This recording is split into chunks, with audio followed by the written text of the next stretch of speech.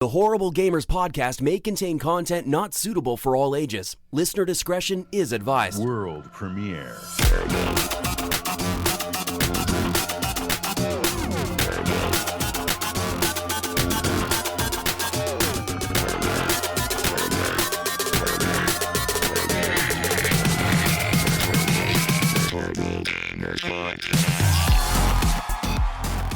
Welcome to another episode of the Horrible Gamers podcast, episode number 316, recorded on August 2nd, 2020. I am your host from Little Ohio, yes me, the Mayo, and joining us today from the West Coast, the best coast over there, we got Gunny Chief. Hello, Gunny. Hey, I'm here. What's up, Mayo? How you doing? I am doing well. You? Good. Doing well. Things are great over here on the Awesome. West Coast, the best coast. And from the mysterious coast, I don't know where this coast is going to be at. We might have a guest popping in later in the show. We will see. But we are unfortunately missing Mr. Jesus Walks a Lot. We don't know where he's at. He disappeared. He's probably off playing Call of Duty somewhere.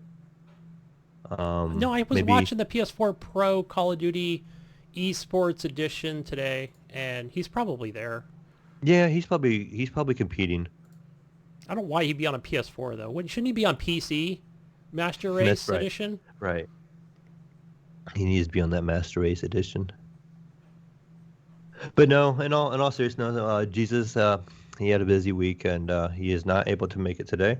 And again, we might have a ghost or a guest pop in, but we will see. It might just be Gunny and I flying solo, or not solo, but just the duo of us today. Duo.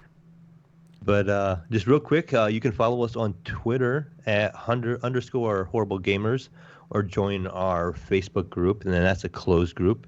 And to get in, and when you search it, you just have to answer a few questions, and they're real easy. But we got to put those questions in there to keep those bots out. And Jesus doesn't like having those bots in our Facebook group, so he likes keeping it small and all actual real people. He don't like talking to bots like Gunny over there.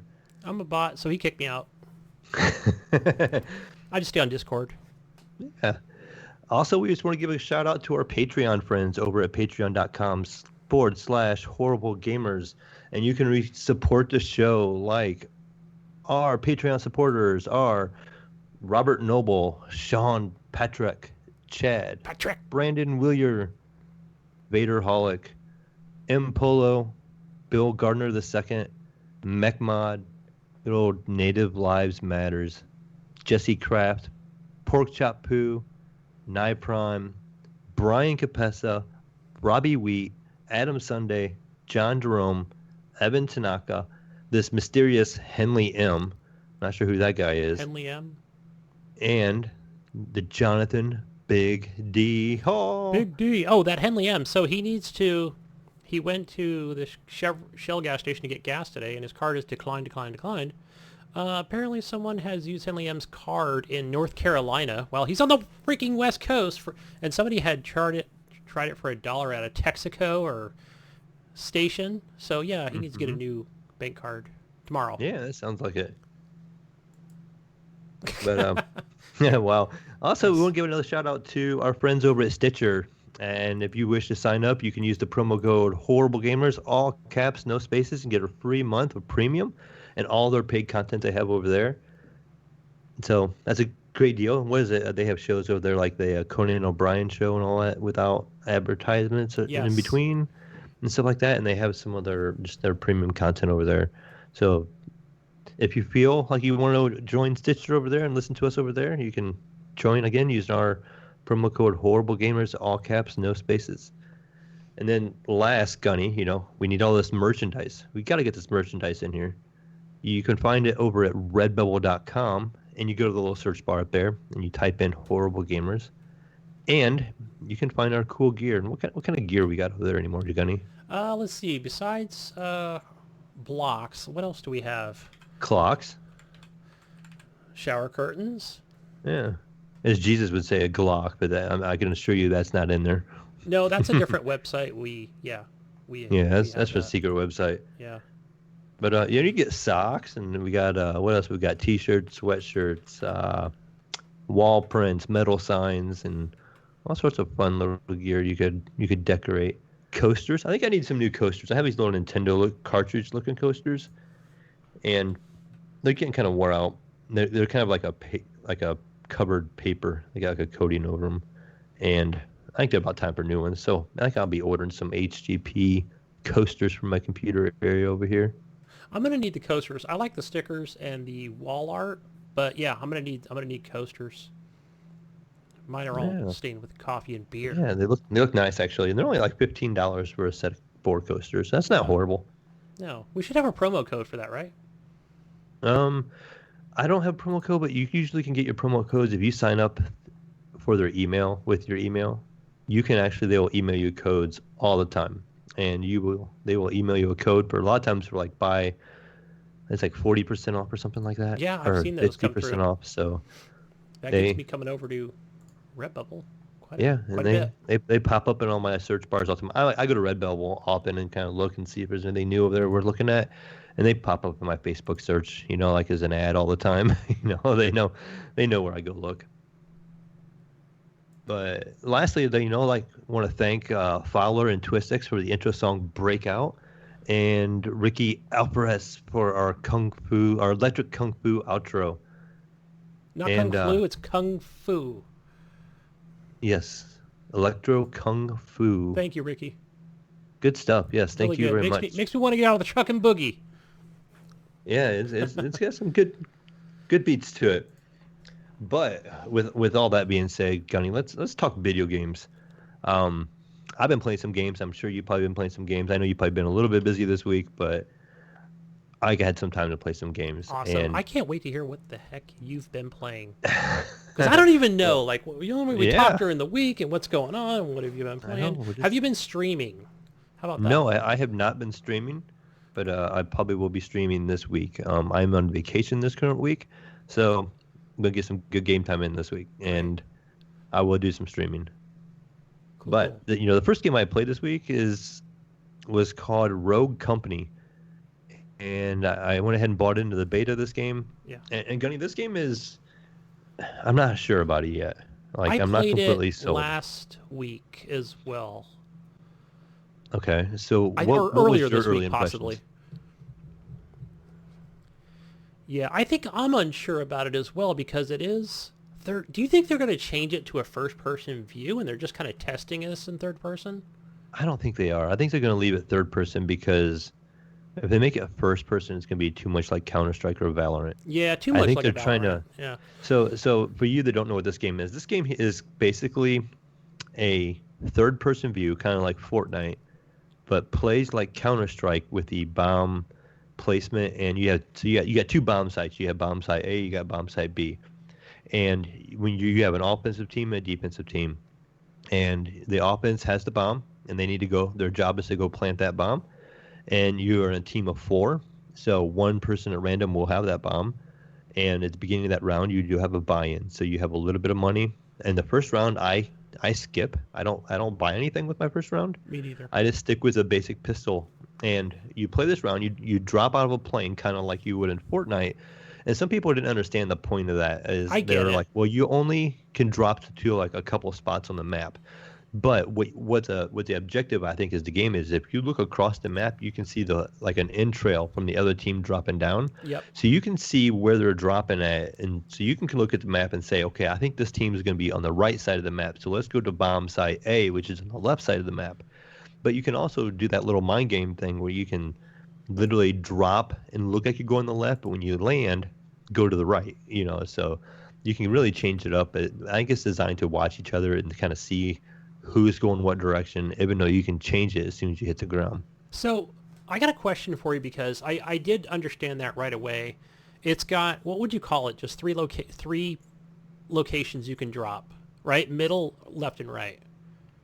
Yeah, pretty much. It depends on the map. There's a couple of maps I had that were, I think it was like a shipment time thing, and there's like two big like ocean liners side by side, and there's like a little dock, or like a little board connecting the two, and that's it. So you kind of had the left side and you had the right side, and that's all you had. But again, you just got the bomb sites A and B, and your job is to plant that bomb there and try to either live. All of you get there and plant that bomb and protect it. And the defensive side needs to come in and either A, kill all the guys on the offensive side before they plant the bomb, or if the offensive side plants the bomb, they need to defuse the bomb no matter what. You can kill the whole entire offensive team, but that bomb still has to be defused, and that bomb's on a timer. You have to find it in that bomb site area. So it's going to be in either A or B, but you don't know which one it is. And you got to find the bomb and defuse it within the time. Okay, so, I wasn't sure if there was just like a mirrored bomb, like there's one A and one B and just defuse one of them. Nope, you got to find there's only one bomb in the site when that's wherever they drop it. And as the offensive side, you have control of where it's at. Another neat kind of thing, though, is when you're on the offense and you have the bomb, you can actually drop it for another player to pick up. And some of the strategy I've seen, there's all these characters have different abilities, and the one character has this like mobile shield he could drop down, and you basically can't get through. You got to shoot around it. I guess that one of the things they're doing is putting a bomb against a corner and putting a mobile shield in front of it. Oh, yes. That way the enemy team can't get in there to defuse it very easily. So even if they kill your squad, they can't get through that mobile shield. They got to try to shoot through it. Sort of like a siege. And then defuse the bomb. Yeah, so like it makes it kind of hard. That is one trick I've kind of seen it being used a little bit. But the other thing about this game is I bought the middle pack, and it was like $30, but I bought it through the Epic Store, and it had a $10 coupon off still from the last sale I'd never used. And they keep it in your inventory. You can use that at any time. So I went ahead and used that $10 coupon, so I paid $20. I got the bonus characters, so there's like maybe 4 or 6 extra characters. I'm not sure how many were actually considered bonus. But each character has their own unique abilities. I'm not sure which character like you use, Gunny, but like I said, the one guy I was talking about, he can put down this big shield. A character I like to use, he's a cowboy type guy. His name is Dallas, and he snaps his fingers and kind of points, and he has like a beacon that kind of shoots out, and it gives you a reveal where everybody's at within so far. So like, and then you can see like people behind the corners and gives you their silhouette, and you're like, okay, they're over there. And again, as you're working as a team or you're in a voice with somebody, you can communicate and be like, okay, let's push this guy over here and wipe him out as a team and stuff like that. So it does have good, I guess, basic mechanics, but it's just like Counter-Strike. So there's nothing really different from Counter-Strike in the way that this game plays. It looks like Fortnite. You know, it's a high-res game who also makes, I want to say, Realm Royale. I'm not positive, but I'm thinking they make Realm Royale. Oh, high-res, yeah. They make that in that MOBA game. So their games are very cartoony looking, almost. You know, this game is not realistic looking or nothing like that. A lot of Fortnite inspiration, I think, in graphics. You know, there's the way the game looks, but it makes it play really easy. Like you can play it on a weaker computer, and you can also play this on Xbox and PlayStation. And it's cross-platform, so we can all play together. People, the community in here, you know, when this game comes out, I think it is going to be free to play when it comes out. And you just had to buy into the early beta. So basically, if you paid now, you become a founder, and you get a couple of founder skins, and you get a couple extra characters that people maybe will have to buy when the game comes out. So have that already. I guess the other thing is I compared this game to Valorant is with their abilities. You know, and each character has their own unique abilities, and you just gotta kind of learn how to play them and that kind of stuff. So yeah, and I can't remember all of them. I've seen them, but off the top of my head, that was like in the beginning of the week I started playing this game. And there is, Gunny, if like you get online, and I find it okay online, but if you want to like get more practice in and get a better feel of the game and check out the different characters and check out their different abilities, there is a mode where you can change their game mode. And there is a practice demolition is what they call it. And demolition is the bomb mode. And you can play against bots. Oh, and you can play like that. And you get XP and everything just like you would online. So like you're gaining levels, you're gaining XP, which I don't know what it's going to be used for when the game actually comes out. I'm going to assume ranking, or maybe you're going to get points, you know, or some kind of currency to unlock stuff as you get higher XP. I'm not really sure. But there is that mode there, and you can play against bots and try out different characters and see what you like. Is this separate from the tutorial? Yes, okay. It is. I didn't see that in there on Xbox. Yeah, right underneath the launch game, it's going to say play demolition. Underneath it's going to say change mode. I saw that, but I didn't play demolition. I always chose the bomb mode. Yeah, and well, that is the bomb mode. They call it demolition. Got it. Okay. And then there's another mode. I can't remember the name of that one. And that one's like a PvP, where it's 2 teams of 4 shooting it out. Regular deathmatch style, except where you have a team total of so many lives. So let's say, I don't know the number, but let's say that each side has 20 lives. So if Gunny goes in there and dies 19 times, only your teammates can die 1 time. So don't choose me. It's just a shared number of lives between each side, and the team with tickets that doesn't run out of lives wins. And that's the other mode that the game offers. So that kind of gets you used to the gunfighting and the firefighting. But again, this game is third person, so you got to kind of get used to peeking around corners where you can see your character, but you can change your view, which way you're looking over top of your shoulder, so you can change it from the left or the right. So, you can choose. So if you got coverage on your left, you can make it so you're looking over your right shoulder, so you're standing behind the cover, but your gun's sticking out around the edge. So, but overall, I would say it's a fun game. I think I would enjoy it with a group that I know. Yeah. And I do like the fact, the thing that sold me on the game was to go ahead and get it was the cross-platform play. I do like the fact that I can play with people that are playing Xbox and PlayStation, so that is really nice. And I feel like I run into a lot more PlayStation and Xbox players than I do on PC players right now, and I can just tell by their movement and the way their firing patterns, because there's a lot more striping involved and stuff like that. Yeah, but I did find that because you had sent me a message that, your son was playing, and then I said, hey, you're playing on Mayo's account, so do you want to go ahead and, do you have me on there? Do you have Gunny Chief on there? Oh, I'm playing on, I think he said he was playing on PC. I'm like, oh, I'm playing on Xbox. He goes, nope, I added you on. I was like, oh, cool, I love this whole crossplay thing. But yeah, I think I ended up list. not joining because I think for whatever reason, I ended up playing later and he was already off, but yeah, I think I played about 8-10 rounds. But yeah, so it's a fun game. I ended up buying it for him for his account. So I have it, my son has it, and my oldest son bought it. So like the 3 of us can play already together, and we could have you, and the 4 of us could do a group or a squad, I guess you want to call it, and we could go there and just play rounds, together. We can jump in Discord on our voice and just have a good old time for a while. Yeah, and I think the way I got a code was I got an email from, it was like Xbox/Hi-Res, maybe something I had signed up for. Mm-hmm. I think Hi-Res was given out at one time. I can't think of that MOBA, the name of that game that they have. It's real popular. It's not Realm Royale, but it's a different game. And so they were giving out a lot of like different currency and gems and stuff. So that's how I had signed up for that. So I thought, oh, cool. So they had sent it saying, hey, this is a code for a friend.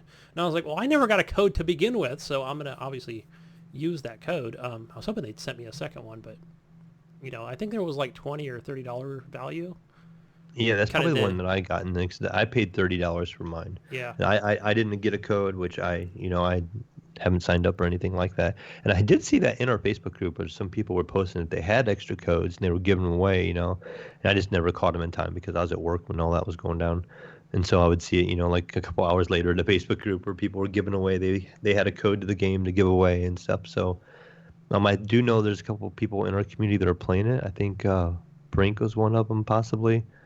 And I can't remember who else. There was somebody else I remember seeing in the Facebook group that was playing it. But it's a fun game. I thought it was fun. I had a good time just jumping in there, knowing that it's not that, hey, I'm not just going there by myself. Like I've got, I just follow everybody else behind the group, and it's nice when I find that we're like, oh, this is cool, because I think I'm really good at flanking. I did that a lot even though it wasn't really truly PvP in oh my gosh, I can't think of the name of the game now. We played it on the Uplay store with a shooter Apex? game. Or no, Uplay. Division? Division, thank you, Division 2. So, of course you were just fighting AI, and unless you were in the dark zone. But I thought, oh, I truly got the advantage here because they're totally focused on one of my teammates. I can flank.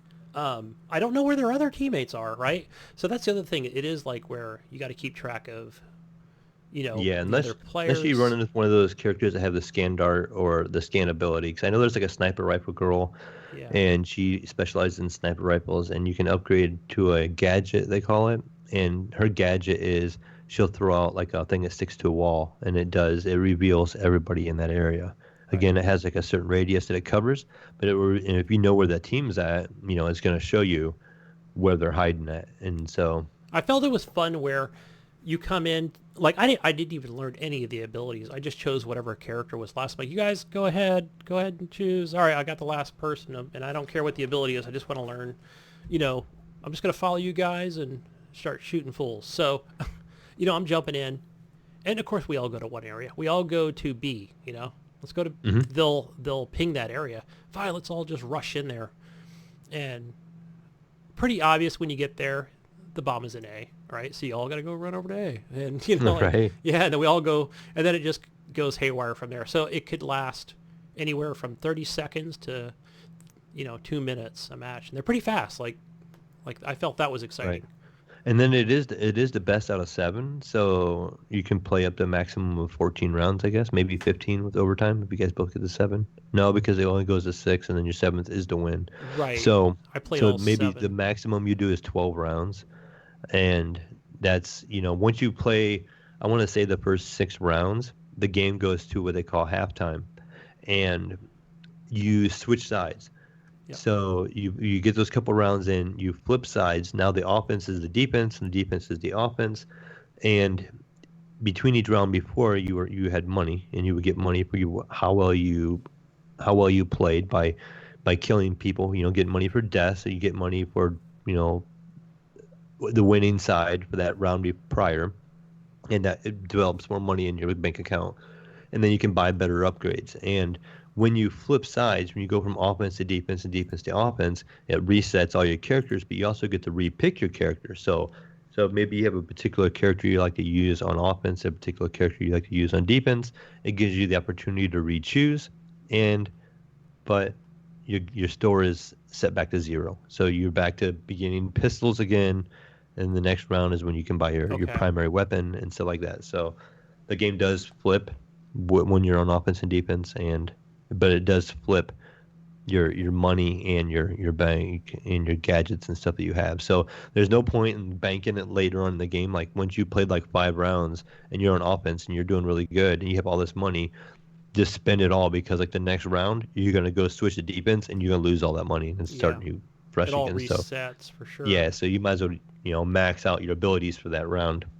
I was always using it after the second time around. Yeah, that enables you usually to buy your primary gun, and you have like 2 primaries you can usually choose from, and it's usually some kind of AR and a shotgun, or an AR and a machine gun, just kind of. There also is I didn't really play a whole lot with them. There is melee weapons you can buy, like a katana sword and a throwing axe and stuff like that, and you can melee with those weapons, but you can also equip it and you can throw it, and it's like an instant kill headshot if you can headshot somebody with it. Yeah, with the axe. Yeah, I've seen that. Even the katana, yeah, and it's kind of tricky, but yeah, you just hold down the button, it gives you a reticle like where it's going to kind of go, and then when you release, your character throws it. The one character has like daggers she can throw, and when they stick in the wall, they will detonate when somebody gets in that proximity. So it's like almost like a proximity mine. So you throw the dagger, it sticks in the wall. It doesn't immediately blow up. It starts beeping real quick, and then it blows up. So that player has a second to get away from it, but sometimes they don't. So that's kind of neat that character has that ability.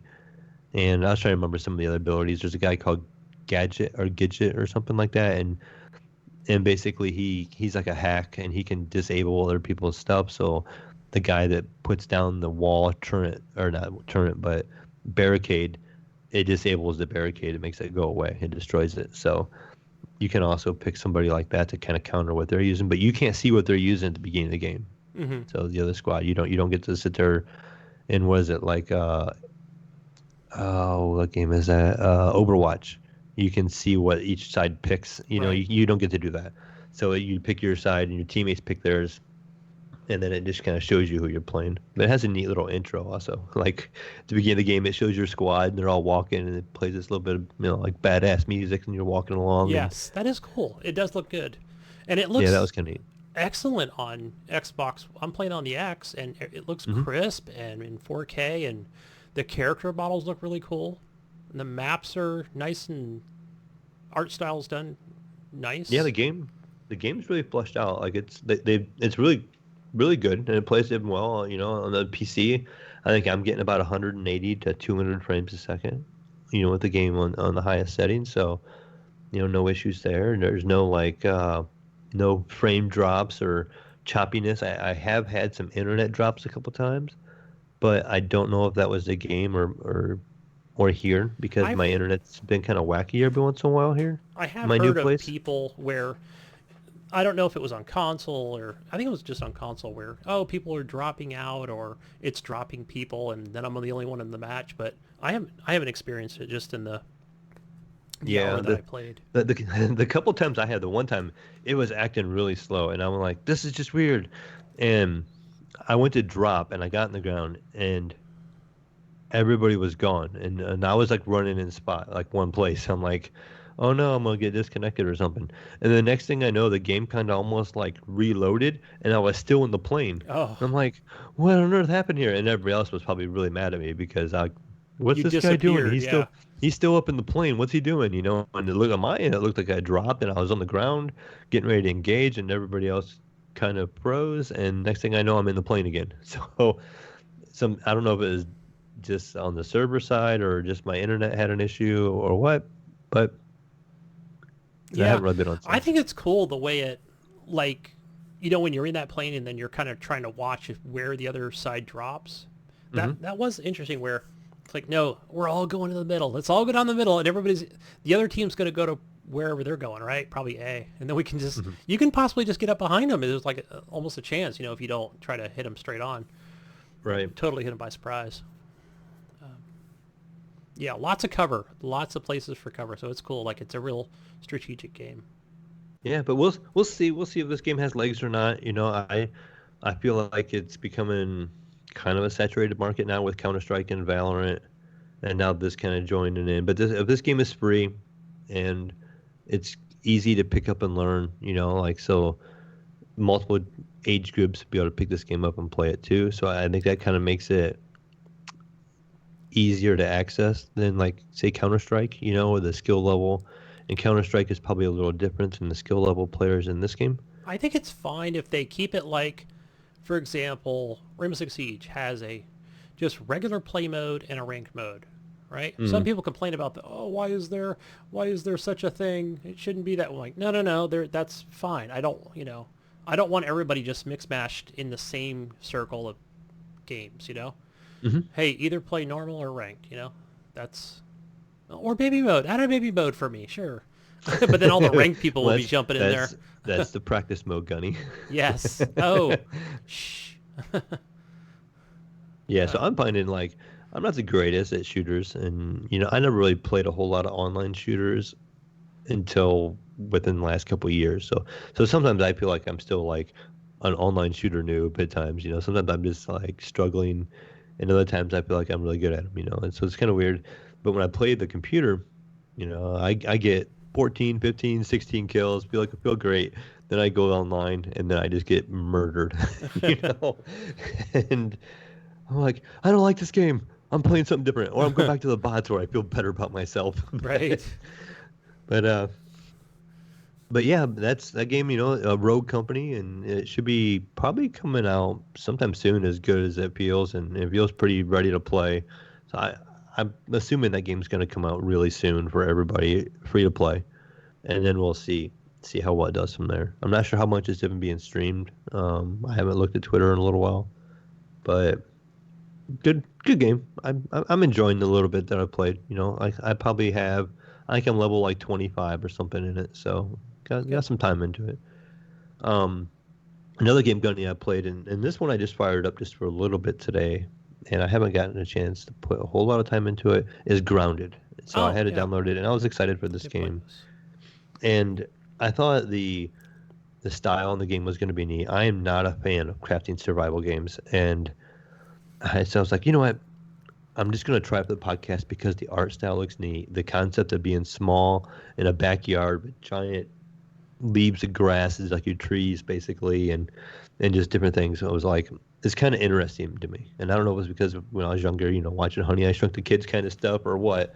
but I was kind of drawn to it. So I went ahead, downloaded it, and installed it. And I thought it was kind of ironic. I don't know if you played this or not, but I did. I played it earlier this week, and I played it for an hour or so last night. so did you notice when you first fire it up, it tells you about the arachnophobia mode, that the game has spiders, and if you have an issue with spiders, you can change the settings, and I'm not sure what it does if it takes them out. I don't know. Or So what it does. I But noticed that it said press X, and then it revealed the spider. okay, is it So I didn't. maybe Okay, that that's was an actual option. I did not know that, but I made sure to press X, and then it showed the spider, and then it was a little funky, like trying to let's say, "Hey, start game," but I think you have to choose a character and then press the actual start button on an Xbox One controller, okay. where it wasn't like, It's "Hey, a you have to little press A." different on the PC. So I just thought it was really interesting. They had the acnophobia mode, and it said you could change it anytime in the options. So like in your menus, there is a way to change that. After that, I read that little disclaimer thing. The game fires up, and it gave you the difficulty options. And it has your typical crafting survival difficulty options, I would say. The one option, though, they had like a creative mode where there was basically you could just run around. And, now it's obviously for the people that don't want any kind of challenge or have to deal with stuff like that, any monsters, any spiders, or anything like that. Then the next mode, I want to say it was called mild. And the mild mode basically was still crafting survival. You still had to craft, but you didn't have to deal. I think the enemies weren't as aggressive, or they didn't have as much health, and I don't think you had to monitor your health and your water levels very much. Like stuff doesn't drain as fast as you would on the other mode. The other mode was like the medium, I think they called it. And medium was, just a normal basic gameplay where you can get hungry. You have to eat, you got to drink, you got to, your items will break after time. So like as you're using an axe that you make, it'll eventually wear out and break and stuff like that. Then the last mode was like a more extreme mode where they said everything is like turned up way more, and the enemies are way more difficult. They have more health, you do less damage, stuff breaks faster more often, and you get hungry faster and all that kind of stuff. So I just stuck with the normal mode. Me too. And I only played a little bit. So if you remember the game, you kind of start off, and I thought it looked really cool, like the muddy ground with a little bit of water laying around, and the tall tree, the tall grass and stuff like that. And, it looks basically like your trees or whatever. But, I got to the point where you walk up and you find this machine, and you don't know what it is, and it tells you to investigate it. You got to hit the little button on top, and these little laser beams come in, and there's one of them is being obstructed, and there's a giant leaf in the way. So then you have to craft an axe, and you go over and you chop down that leaf, and okay, I got that one powered up. And then the next thing was like, well, this one has something wrong with it, and it's like flickering, and you kind of go over to where the light source is coming from, like this laser beam is coming from, and you find these little tick-looking things, and they're chewing on the wires, and you have to kind of kill them. I thought they were like little crabs or something. Yeah, I think they were like a little tick, is what they were. Mites, were they? I don't remember. Yeah, like a mite. And you follow that wire, and it goes into a cave. You have to craft a torch, and you can light up where you're at because you can't see. The screen just goes black if you don't. And you go in there, and you kill the couple last of those bugs, and it powers up that thing. Oh, I didn't know that. See, I thought because I didn't craft the torch, it was just pitch black in there. And so I'm like just whacking everywhere. And I noticed there's like a wall or a stone wall that says, hey, you need like a different axe for this. So I thought, yeah, you need like a pickaxe type thing or something like that. Well, also. I had the regular, I was able to figure that out. That was pretty much easy to get the regular axe that chops down grass. Yeah, but there was like a hammer or a pickaxe type thing that was beside the regular axe, that would chop down the grass and stuff.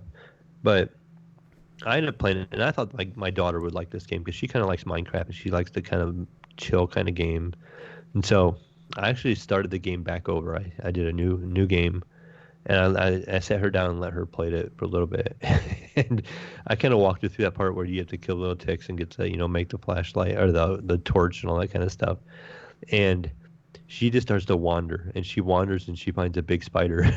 And she just runs, and she's like, so she's running from it, and the spider is chasing her, and when the spider kills her, so then she respawns at the beginning. She has nothing. She's like, I need to like do all this over again. and the progress of her missions and stuff is stayed the same, but she didn't have any of her items. And on the map, it shows you where your body was at, and you have your bag there, and you can go back and reclaim your items. So she worked her way back over there, grabbed her bag, and ran. And she was basically like, yeah, I got my stuff, and I just gonna go figure this out. But she's like, I do not like having to deal with the spiders. She's like, I hate spiders. They're like one of the worst things in the world. Definitely don't want to be dealing with those anymore. So she's like, I'm gonna keep playing until I get a spider. And I'd walk out of the room for a little while and did some stuff in the kitchen, talking to my other kids. They were there playing Smash Brothers, beating each other up in some Nintendo Switch Smash Brothers. And so I come back in and checked on her again, and she was doing better. She was figuring the game out still, and she ran across the big giant baseball, and that was kind of cool. It just looked ginormous to your character, and it just was like a cool point of view. And just again, the game looks really good. It has ray tracing on, so it has the beams of the sunlight coming through the grass and all that. Looks really, really cool. The reflections of the water looks really good, and it just really looks like a good looking game on PC running with the ultra settings turned on and ray tracing and everything turned on. It looked really good, and it plays well. I don't know what the frame rate is because it's an Xbox Game Pass game. It doesn't let me have a frame rate counter up, and it doesn't have one built in. So I'm not sure what the frame rate was, but I know it was running smooth. So it's pretty good. I enjoyed it. I definitely will get some more time into it this week. I also want to try to check out the multiplayer. Yeah, so that's the thing for me where I only had time, maybe an hour last night to, play something different other than my normal set of games. And yeah, so I can't wait.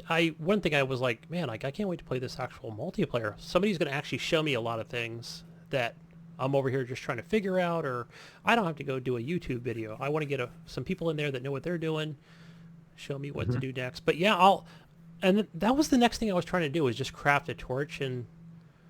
But I never thought about going back to that hole of where I need to kill the rest of those mites to get that power back to the laser. I just thought it was like something further down. Even though it was like an early objective, it was cool that I was able to just unfollow that objective. And then I thought, let me come back to the normal spot of where that machine is, and that machine that analyzes items, and just kind of start from scratch.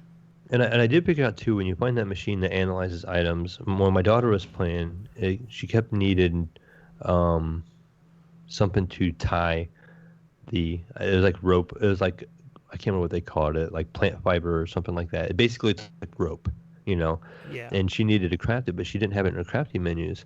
What we had to actually do is she had to go back to that little camp area and research a particular, I think maybe grass. And it tells you what you can make off of grass, when she had a grass thing, or a plant fiber, I think is what it was. That's what it was. And when she researched a plant fiber, it enabled her to be able to make this rope type stuff. I know what you're talking about. But it wasn't coming from her thing because that little computer only has a battery for 3 things. And so she had like 4 options, and she left out the plant fiber option. So she didn't have the option to make that kind of rope, so she couldn't make the hatchet at first. I'm trying to figure it out. But when I went back to it, evidently that battery recharges over time. Yes. And then it was refilled, and she was able to research that, and it told her what her crafting options from there. And she was able to, craft it and go on from there. Yeah, I think like 5 or 10 minutes it recharges. So 3 items per. I'm just guessing it's 10 minutes, because I was able to go back and say, okay, are they going to make this? Nope, I just see it's on a timer, just so I can't discover everything all at once. Maybe that's the whole point that's there, to make it too easy. So yeah, I was currently just working on the objective of building like a base or a teepee. I think that's what it said, or something similar to that. I don't know if I got that far. We just right in the beginning. Where we had gotten was basically I could make a door. You get like the grass planks. It was like a big piece of grass, but it was almost like a wall, and it enabled you to do like a door, and maybe there was something else I could make out of it. But that's where I stopped. But again, I didn't have a whole lot of time with the game, and that was just today. Yeah, and I also just decided, like, okay, I'm just going to run into one direction, open the map, kind of see where I'm at. And yeah, obviously you get on the outskirts and you're going to run into some pretty big spiders. Well, usually it's just one spider at a time, and they'll come after you for sure. Like if you got to run quick, you can't turn around and fight them. But oh yeah, the other thing too was I think if you do hit, you can hit this. You could have multiple saves on this, because that's kind of like where I was just where I was kind of screwing up was where I just kept going respawn instead of reload, because then I could have just reloaded from my other save. And I was like, oh man, I kept doing respawn. Oops, like I would have had, kind of went back to where I was, but yeah, because I think if you just kind of reload it, then it's just going to start you at 0. I think she finished this little part where you could make the little bed or a place where you would respawn, because it started getting dark and they told her she had to craft like a hut or something. Yeah, that's where I'm at. So Okay. I haven't, I thought about like, oh, let me go to YouTube real quick, see how to make a hut. Like I had all the materials or the know-how. All we had to do on the PC was she had the materials and it said she pulled up the menu and it was under structures maybe. I think there was like a tab and it had the hut and she just clicked on it and all you had to do is just hit the space bar and it instantly crafts it. Oh, okay. She had it available that. and then she crafted it and she went to go to sleep, but it told her she couldn't sleep until a certain time. The game had to get so dark, so she had to wait. And then when she could sleep, it would skip the nighttime. Like a Minecraft would. Yeah, and you would wake up in the morning, so. I see. Oh, that's good, because I was running around in the dark, and then I'm like, should I just change the contrast and lighting on my TV? Because I am just, like, running into everything. And then it is funny, like, where there are certain areas in the game, besides just the outskirts of it, but where it'll say enemy alert or something. Basically, you'll get that. You'll see it on your screen, and then you'll hear, an enemy approaching you, and then it's just time to run in any direction you possibly can to get away from it. That's what happened to my daughter with the damage. spider, and it chased her down though, so it was faster than her. Yeah. I think it was called an orb spider, and yeah, it killed her. But other than that, I think it's cool. It's I want next time I want to play this in multiplayer. Yeah, definitely. Yep. Go from there. The last game this week, Gunny. Well, I guess I did play. I'll throw on there real quick. I did play a little bit of Apex the last couple of days. Last night I did jump on and play with Cadillacs and Snickersnee, and we played for probably about 2 or 3 hours. And just had a good time. Just killing people, dying, relaunching the game, getting in there, and just rinse and repeat. Just enjoying some Apex action. The three of us haven't played together in a little while, so that was kind of nice, and it's nice to relax in that aspect. But the last game, Gunny, I played, I think you mentioned this in the show last week when I wasn't here. After I got my house back from Eric, I had to kick him out again. Totally needed to go back to Michigan. Go back. He wore his welcome out real quick. Dirty state up there that nobody ever from Ohio wants to go to. Back up to 8 Mile. You know what? I was watching a video. I was watching this video, looking at the new Ford Bronco, because that's apparently where Ford is made. They're in Michigan. Apparently for a long time now. And it's just like dirt and mud. They're just showing this video of the new Bronco in dirt and mud. Is that all this Michigan is? I don't know. I'd rather just live in Ohio. It's probably worse in Ohio. But no, so yeah, I don't. I know how much you talked about it. I remember I listened to the show, but I don't remember how much you talked about it now. I played some Carry On. Oh yes, and that's it. This new game on Game Pass. It is also on Steam where you can buy it and a couple other places. But you can get it on Game Pass for free. So definitely wanted to check. Oh, it's on the Switch also. So I went ahead and downloaded it in the Game Pass. Actually, Eric downloaded it for me during the episode last week. And so he's as clicking he was on sitting things. at my computer, and yes, guys, he was actually at my place. He come down here and picked up a computer and took it back, and he's working on getting on the PC side of things, playing a couple of PC games. Why so many launchers, man? Yeah, he. If you want to hear his thoughts on it, GF&G is getting ready to have a new episode come out here soon. So just kind of plug them real quick. That he talks about his computer experience, his Ohio experience here. Well, I think last week on GF&G is when he he started to talk about it, and then I had whatever arrived at my location, so I didn't get to finish it. But yeah, Yeah, it was the night prior. He was getting ready to come to my house the next day. So yeah, this week I actually was on there as a guest, and we kind of talked about a little bit our trip to Ohio and some of the things he did. I took him to this little toy store that had like these 80s retro toys, basically 70s, 80s, and 90s toys from my childhood and a little bit of his childhood, nice. and probably more like you, Gunny, where all the GI Joes and the Transformers and the Yeah, GoBots and all that kind of stuff. So you can buy all of them Transformers. there, and everything is there for sale. It's a very small building, but it's just jam packed with toys. I mean, just jam packed.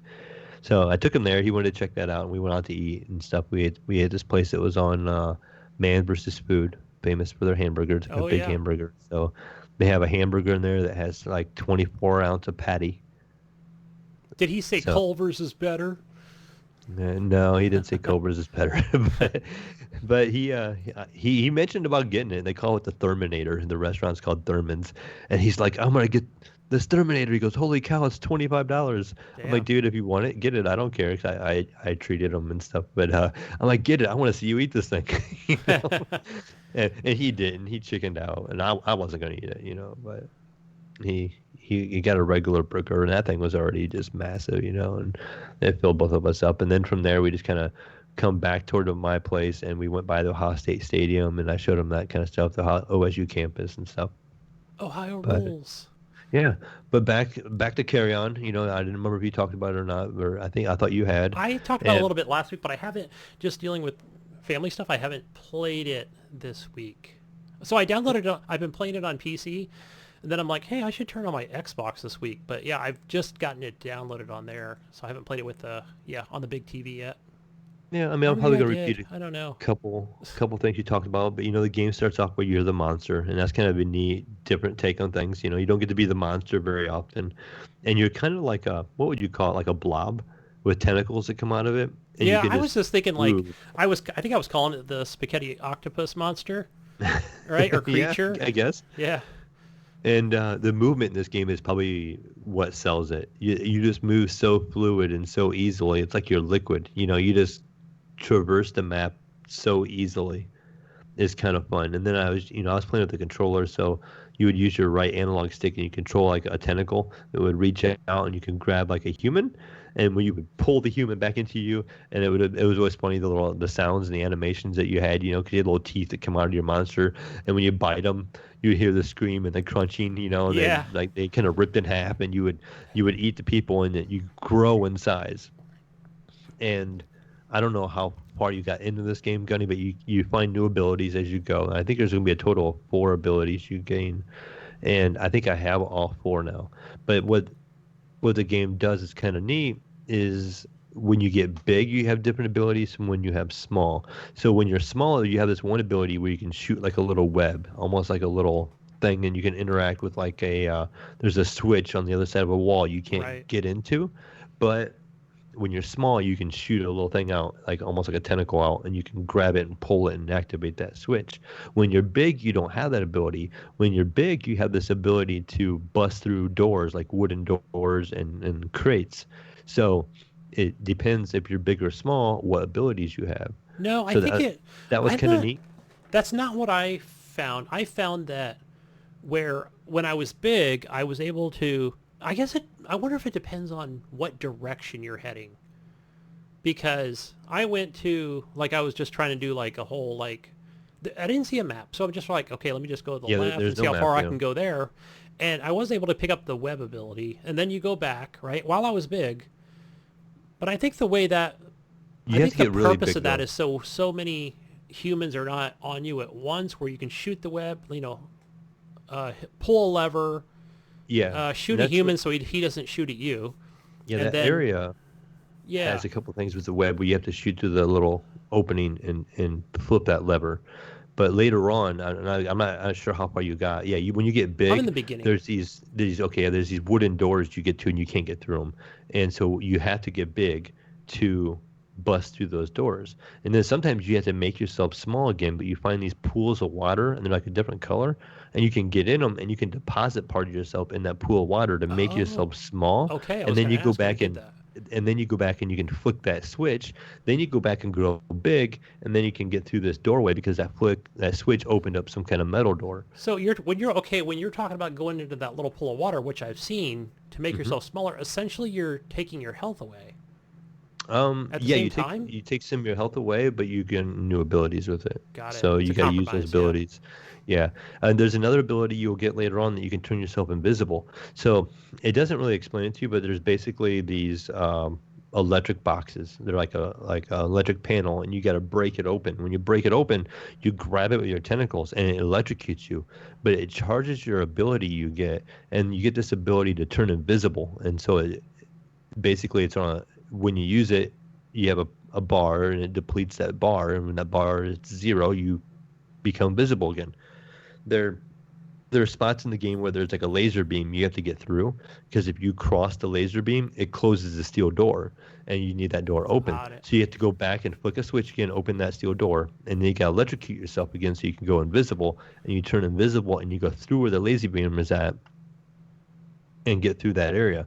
That's another ability I think that you have to have when you're big. So you kind of have to be strategic, like when you're big, when you're small at times, and that's kind of the meat and potatoes of this game. I think it's how to get through the level and how to get from point A to B. You have to go this way, but what do you have to unlock, and how do you get there? And how is the game kind of leading you that way? The other thing it was kind of confusing to me. You remember there was an option where you can hit. I think since you're playing the Xbox controller, that's what I did.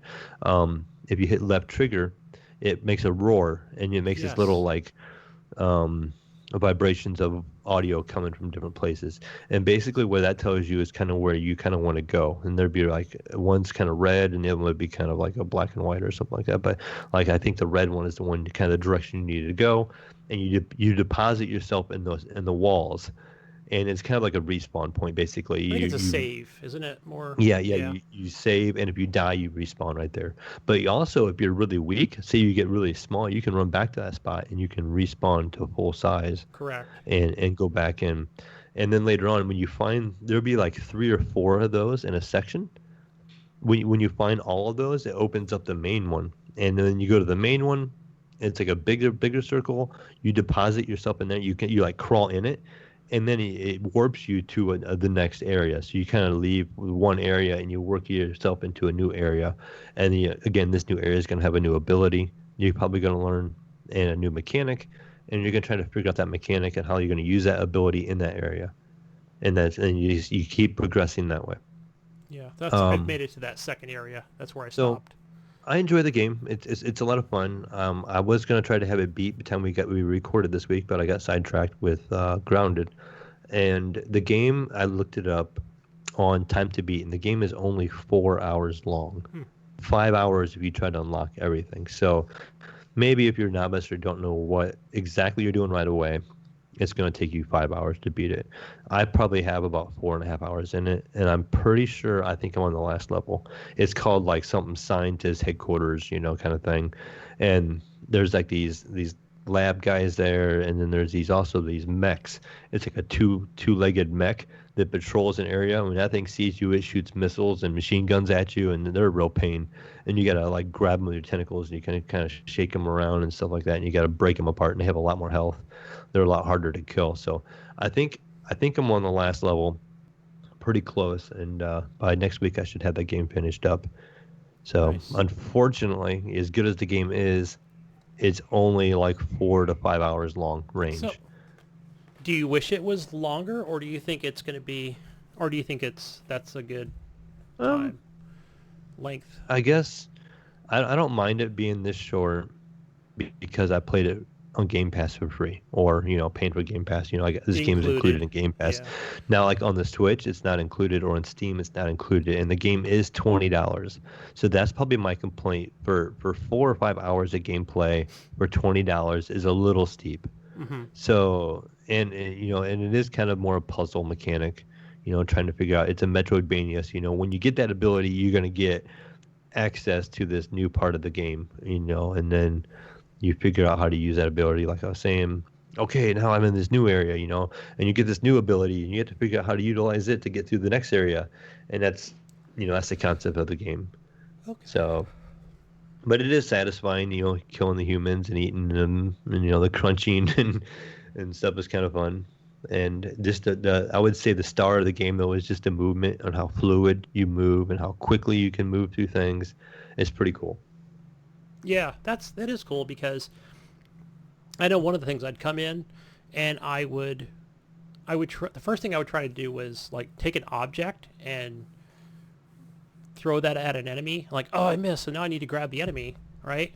And I'd probably just shake him once with that right analog stick and throw him. But Yeah. then it was like, okay, since some of the human enemies are standing still, it's hard to, for me, it was like, okay, I didn't see him on the screen. He was like, they're like stick figures to me so they're like shooting up at me, and they do a lot of damage, just Yeah. shooting pistols. I'm Yeah, like, holy crap. I'm like, where's that coming from? Fast. Have you run across the guys that have the little electronic shield in front of them looking thing? Not yet. Those guys are tough. So those guys, you just got to rush, and you have to get them from behind. So you can't attack through that shield in the front. They have like this electronic shield barrier thing in front, and they hurt you really bad. And that's what I die by the most common. The best thing you can do is shoot the web at them. When you get that web ability, Yeah. try to get an angle on them where they can't shoot you yet, and hit them with that web thing, and it knocks them down so they can't use that shield thing. And then you swoop in there real fast and you eat them while you can. Right, So, get that health going. I feel like Because everybody's taken a lot of things from Dead Cells. Do you see that as well with like some of the games we've seen in recent, or is this from a different game? Do you think? I don't know if they're taking it from Dead Cells. I mean, it's a pretty tried and true gaming style. That's the kind of game we had back in the Nintendo days. That's what it reminds me of. Something I would have played back in the Nintendo era. So I don't know. It's just a well flushed out, nice and smooth. Plays really well. Dead Cells is the same way. I could totally have seen myself playing Dead Cells back in the Nintendo era. Yeah. If that would was able to be made back then. I mean, it could have been made graphically. It just somebody didn't think about it. But I could see that game being played on Nintendo. Right. I'm just thinking original just say Nintendo. maybe some of those RPG elements, that Dead Cells has, and how where I've seen that in West of the Dead, and how I'm seeing it in Carry On. But I don't know. Maybe I've just never noticed it before because I'm playing more of those games. Yeah, I mean, and that roguelike experience, I think, is growing in popularity because probably of Dead Cells, because that was probably the most popular one right now. I would say, Yeah, especially within the the last last probably year. 5 years or Yeah, a couple of even. years. So, but you like this game, Carry On. You could almost take it as from it's a Metroidvania, which you could take it as like a Castlevania kind of game or a Oh, Metroid true. kind of game. Yeah. Metroid. That's exactly what Metroid was. Is you explored the map, you got new abilities, and then you had a backtrack, and you could get into this new section of the game because you had this new ability. You had that ability where you could turn into a little ball and you could roll around, and you go through a narrow corridor, and they put you in a different part of the map and stuff like that. So the old Nintendo games had some of that. Nice. But that is it for me, Gunny. Again, kind of a busy week for me, but this week is going to be a little more games for me, a vacation week. So I'm kind of looking forward to playing some Horizon Zero Dawn on the PC this week. It comes out on the 7th of August here. So Sweet. looking forward to that. That's going to be the back half of the week, so I won't get a whole bunch of time with it, but I will get some time with it before our next episode. Great. What about you, Gunny? I mean, yeah, it's been such a crazy week for me. I'll just say that it's been like things have been like stressful. So I've been like, what my go-to game is when I'm stressed out? City Skylines. Man. So Yeah. I just played the hell out of that game on earlier this week for like 3 days straight. That's all I played. Just like, this is what I'm going to do. I'm going to add train stations and put roads over here and watch the traffic. I like watching this guy called Biffa Plays on YouTube. Mm-hmm. And I love watching his videos of how he's trying to fix traffic and watch gridlock. I know it's crazy coming from someone who's a truck driver, right? But in this game, I'm in control of where people can go, what people can do, right? Where they go shopping, So it's almost like I'm just looking down upon a city saying, you must use this road. And Yeah, that's what I like. I've downloaded some modded maps, custom maps. Currently, I'm playing on Fresno, so Fresno, California. Uh-huh. I've like, oh, there's too many roads here, so I've deleted them, making people use subways or, now you guys are going to use trains to get to work. How about that? You're not going to use like all your cars. So yeah, so I did that, and then yeah, just played some little bit of Grounded from what I talked about there, and some Carry On. Oh, and also a couple rounds. I did get a couple rounds of Call of Duty Plunder mode. I really like that mode on the PC. Yeah, And I know I've that's the sent mode. you, Is that the mode with the money? yes, and The I way know you I've collect sent the you money, some yes. screenshots going, hey, look, I'm actually getting a little better at this game. You Yeah. know, like look at all the money I collected and was able to deposit. So, Yeah. and it's fun. That that So that I game is that mode is nice because when you die, you can respawn. So you yes, have that that is the battle best royale part. feel, and you get to respawn. I get to respawn. Isn't that just the best thing ever? Now I know you can do that in the battle royale uh, mode, where yeah, you get to go to Gulag, and You got to win the fight. you got to win the fight, right? Or I don't know. I guess only one person has to win the fight, but then you come back. I don't know. It's weird, No, but yeah, you got to win the fight, and then you could actually bring other people back if they had the money. if they There'd be do, like little stations. otherwise they can buy a respawn, which Yes. is cool. I think it's great. You know what? I thought, hey, I'm on board with that too. Maybe I'll be checking more of that out. But it's just been like just random times. I get home and sometimes that's the first thing I'll play, is I'll just jump right into a plunder mode, and I I myself actually uninstalled or not Battlefield, but Call of Duty because the size of the game. I kept seeing these updates, and on my PC it's over 200 gig now.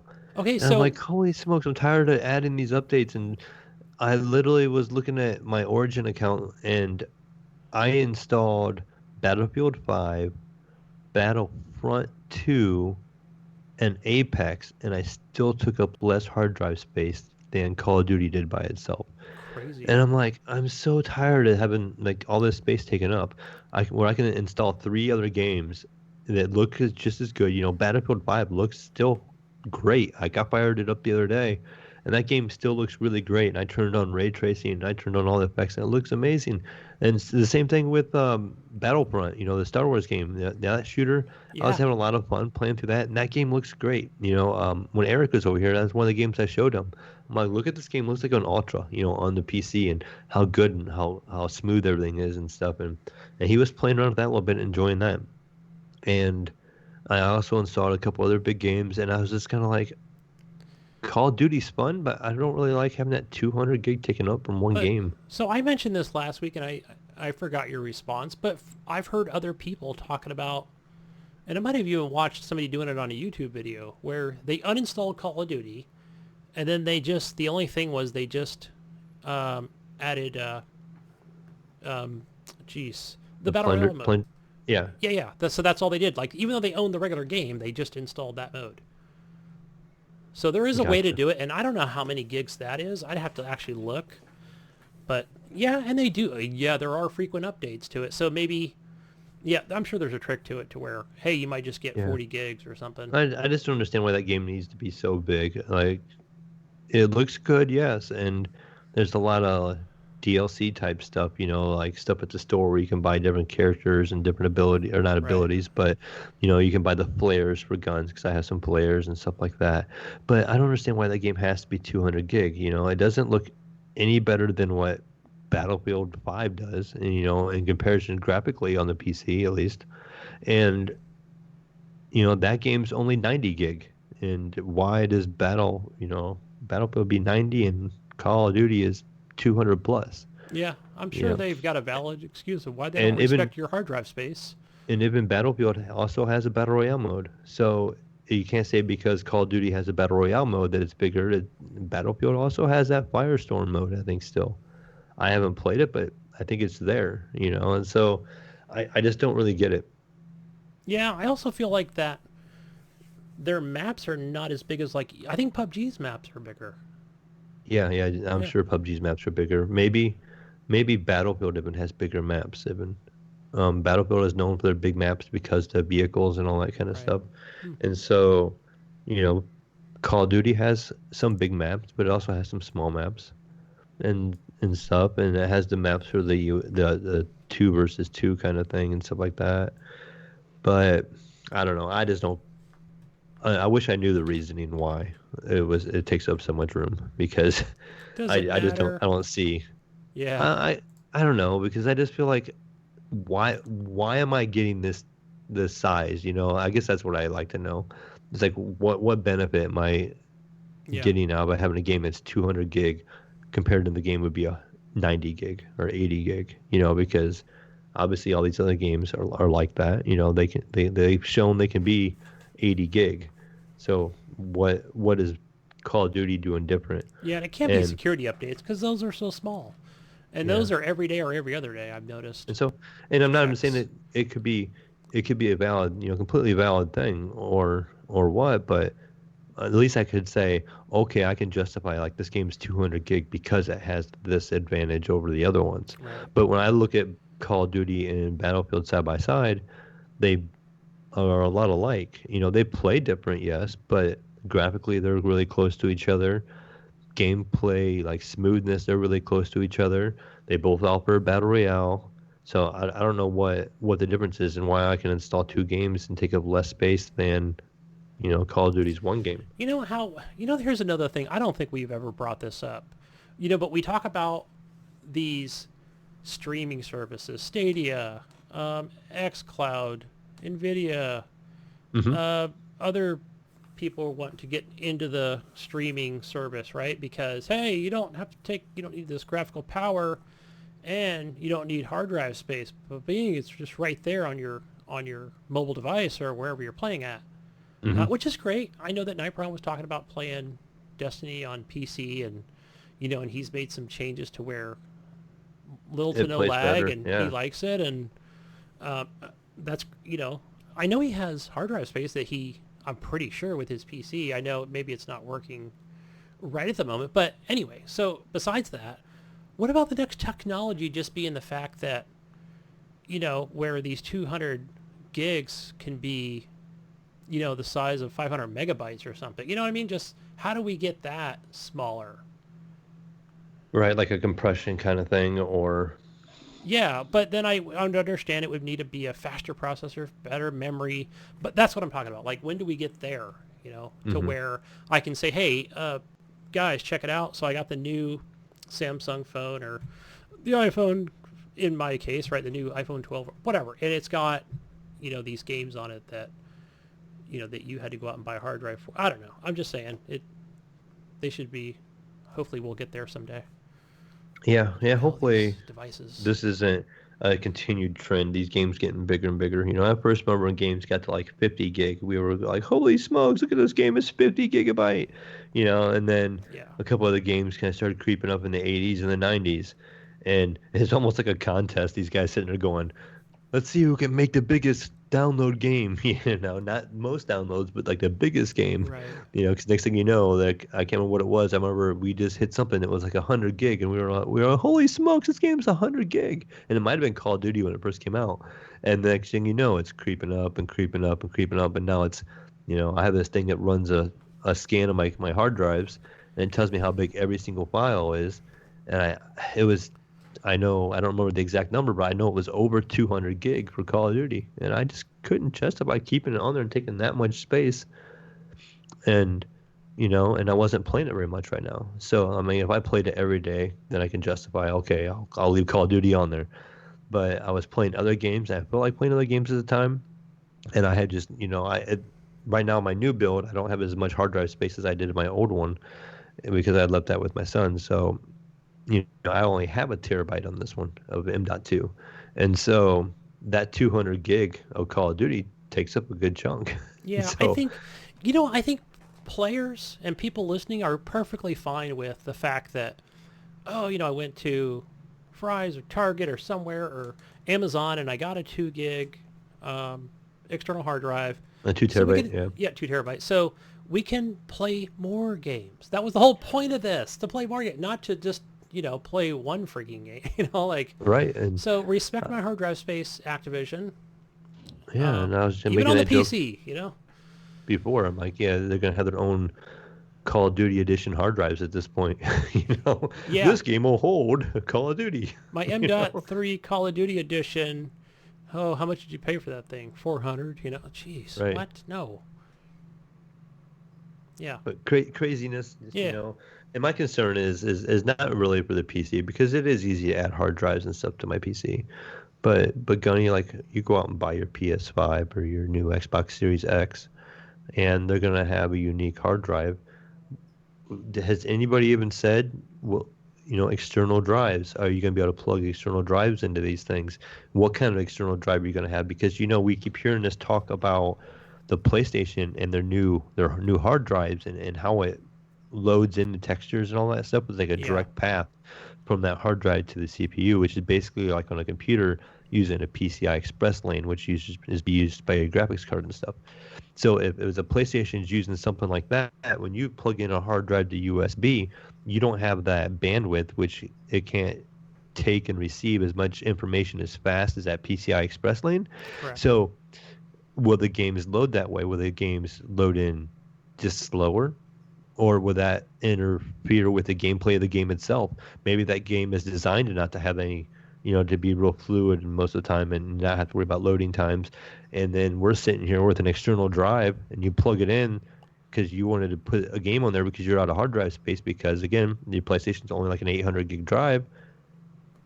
And what if you can only buy a particular kind of hard drive to plug in that's going to work? Either you have to buy that new PlayStation again and then Call of Duty. No, I think I'm pretty sure, because I think we would have heard about it or even read something on the show, but I'm pretty sure you can take your existing hard drives. Am I right on that? I'm pretty sure. I don't know.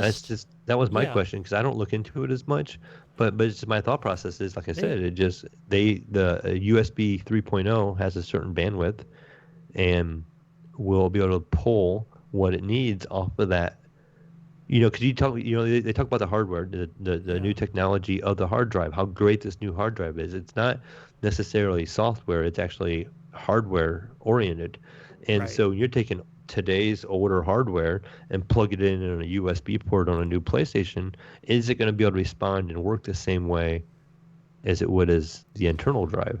No. And is it going to cause a problem? The internal drive is going to be the SSDs that are going to be so much. So, okay, I'm The pretty M.2s, sure you can use your existing external hard drives on the newer hardware. I'm and maybe almost just have certain.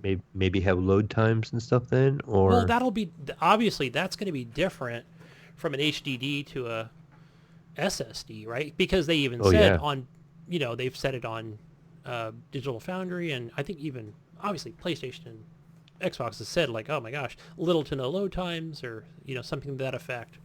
I think that's going to be great. I think there's, I don't know. It's hard to tell with like a general consumer, if they're going to be, how many times, Mayo, have we've gotten into a game of Sea of Thieves or that one takes a long time to load, right? There's a good example, right? Where I'm not sure because it's a little different on my end because most of the stuff I play on PC and I have it on M.2 drive already. Yeah. So M.2 drives have been out for probably about 5 years. I could tell you it's a long time, right? I don't know how many minutes, but it's like I'm just sitting here falling asleep waiting for Sea of Thieves to load. But once it loads in, right, everything's on memory, everything's good to go. Textures, they take a, they take a few seconds or whatever. I don't think, people want to play the game. They're not really gonna.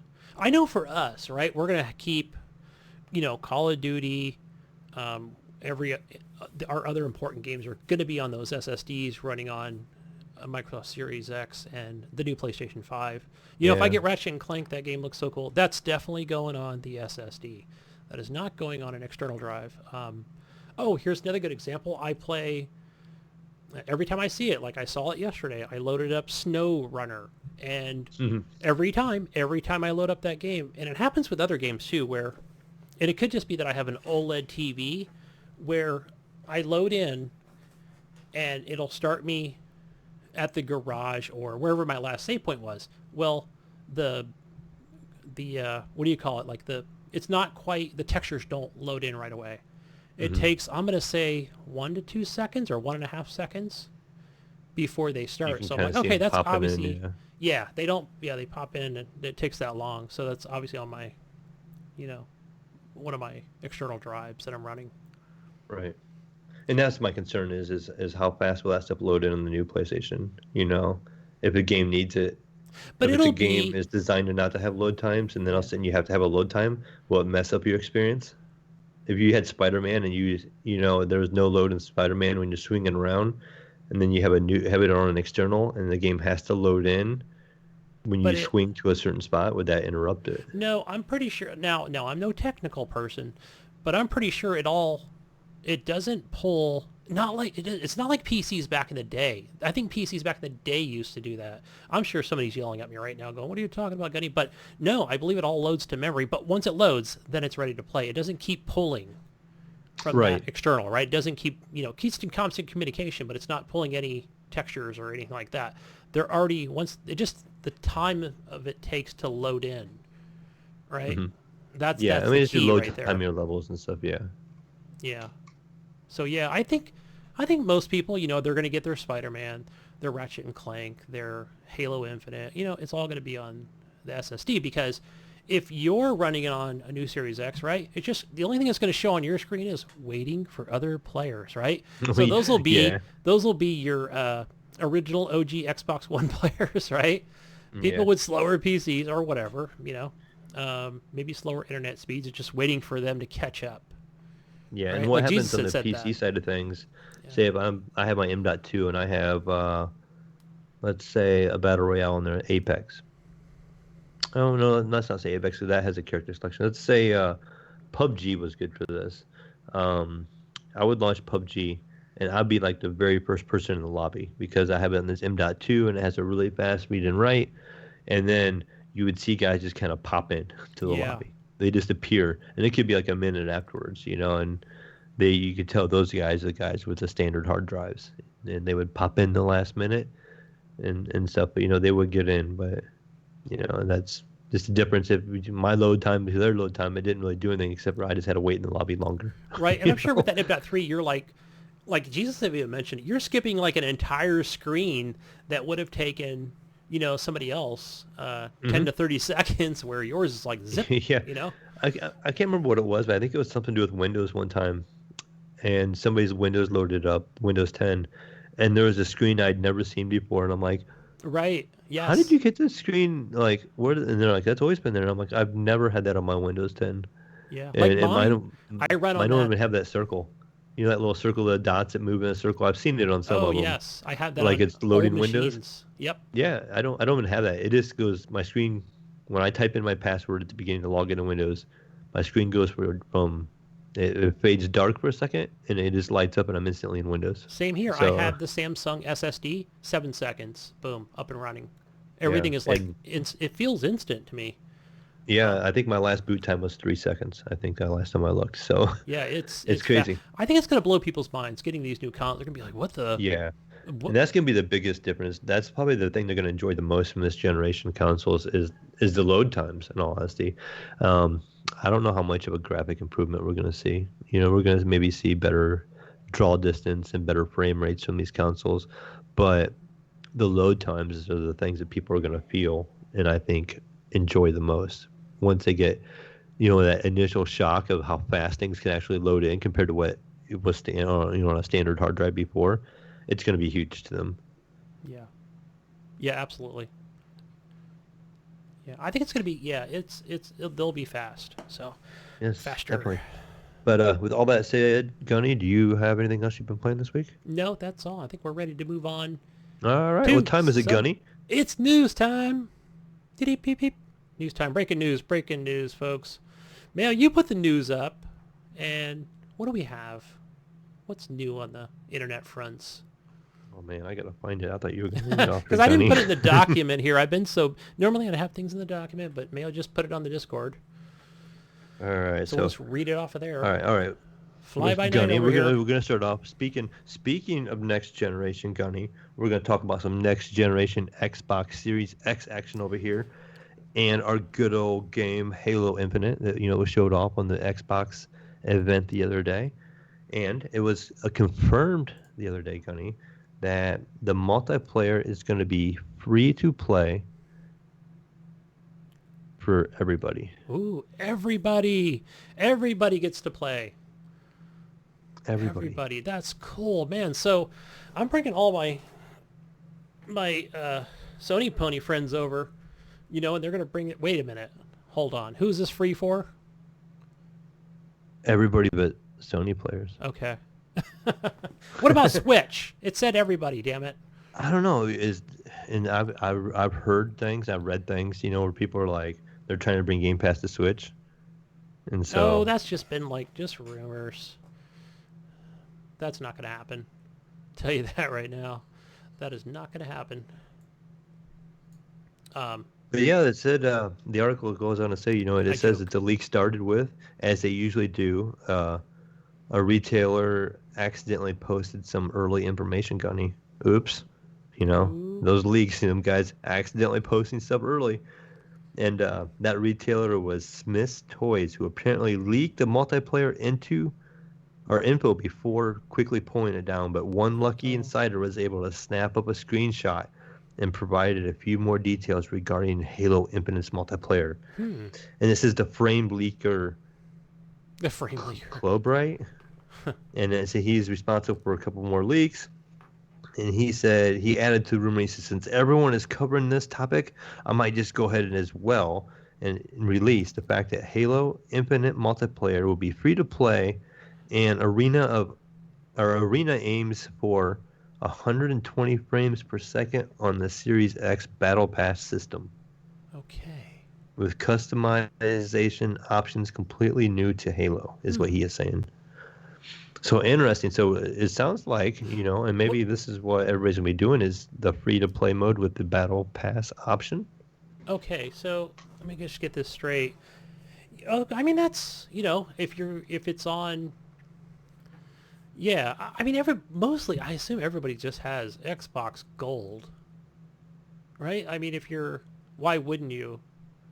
But then again, I don't see that adding to non-gold players, like, you know what I'm saying? Mm-hmm. That being up. But if it's on Steam or Epic or something, then yeah, you're gonna bring thousands of players into the mix of things, or on Origin or somewhere, that, yeah, I think it'll be good. Because we already know it's coming to Game Pass, for both the PC and the Xbox One, Series X, and the family of Xboxes, of course. But yeah, cool, man.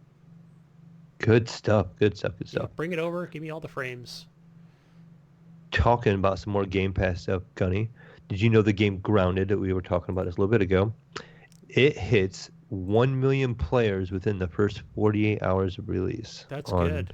PC, and that game is actually on the Game Pass for Xbox, right? And that wasn't. It's just early release yet, right? Yeah, I was able to download it pretty quickly. Like I want to say one day before they said it launched. I'm pretty sure that was Grounded. I had it downloaded, and I don't think it was a preload because I was able to play it the day before release. Yeah. This article says, Gunny, it says more than 1 million players have checked out Grounded in its first 48 hours. Obsidian announced the news today on Twitter, along with a special message of thanks from Grounded's game director. And it says in quotes, it says, Grounded has reached 1 million players in the first 48 hours. Awesome. Thank you everyone for playing and enjoying #the backyard, the company tweeted. It's amazing. It's blown us away. The team is so happy, and we're just overjoyed with all of the support that they're getting. And it says it's a Grounded director, Adam, is it Brecknickel? I can't say it, but I want to say he did they said video. In a video short he did from his mobile phone in what appears to be in his own backyard. So that's kind of cool. He did it in his backyard. Cool. I started to watch that video, and I love seeing games like this where it comes out on Steam, Game Pass, PC, Game Pass, console, this getting as many eyes on this as possible, just like what they envisioned for this Game Pass thing, along with other platforms. So that's cool, man.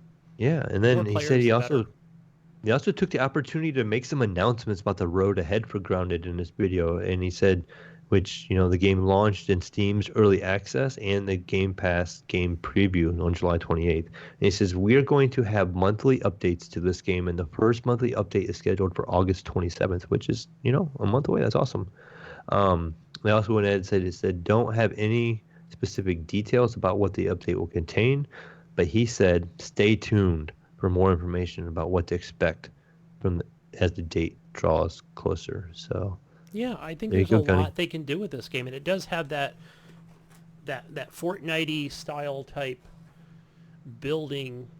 And yeah, I think they could definitely add to that more weapons, more creatures, enemies, bugs, you name it. Things to do. Good stuff. Yes. Good stuff. start for them. And of course Obsidian, they're just an awesome studio all around. Yeah. I don't know. They're almost becoming to me like my favorite developer in Microsoft right now. They seem to have a lot going on right now, and they seem to really be doing things well. Yeah, they're definitely working hard, making more games. Yeah, all that Game Pass support and all that. But Gunny, if you don't have Game Pass and you can't, play everything right away, wouldn't it be nice to pay only $40 for a game? Oh yeah, instead of 60 or whatever, Or presumably 70. Yes.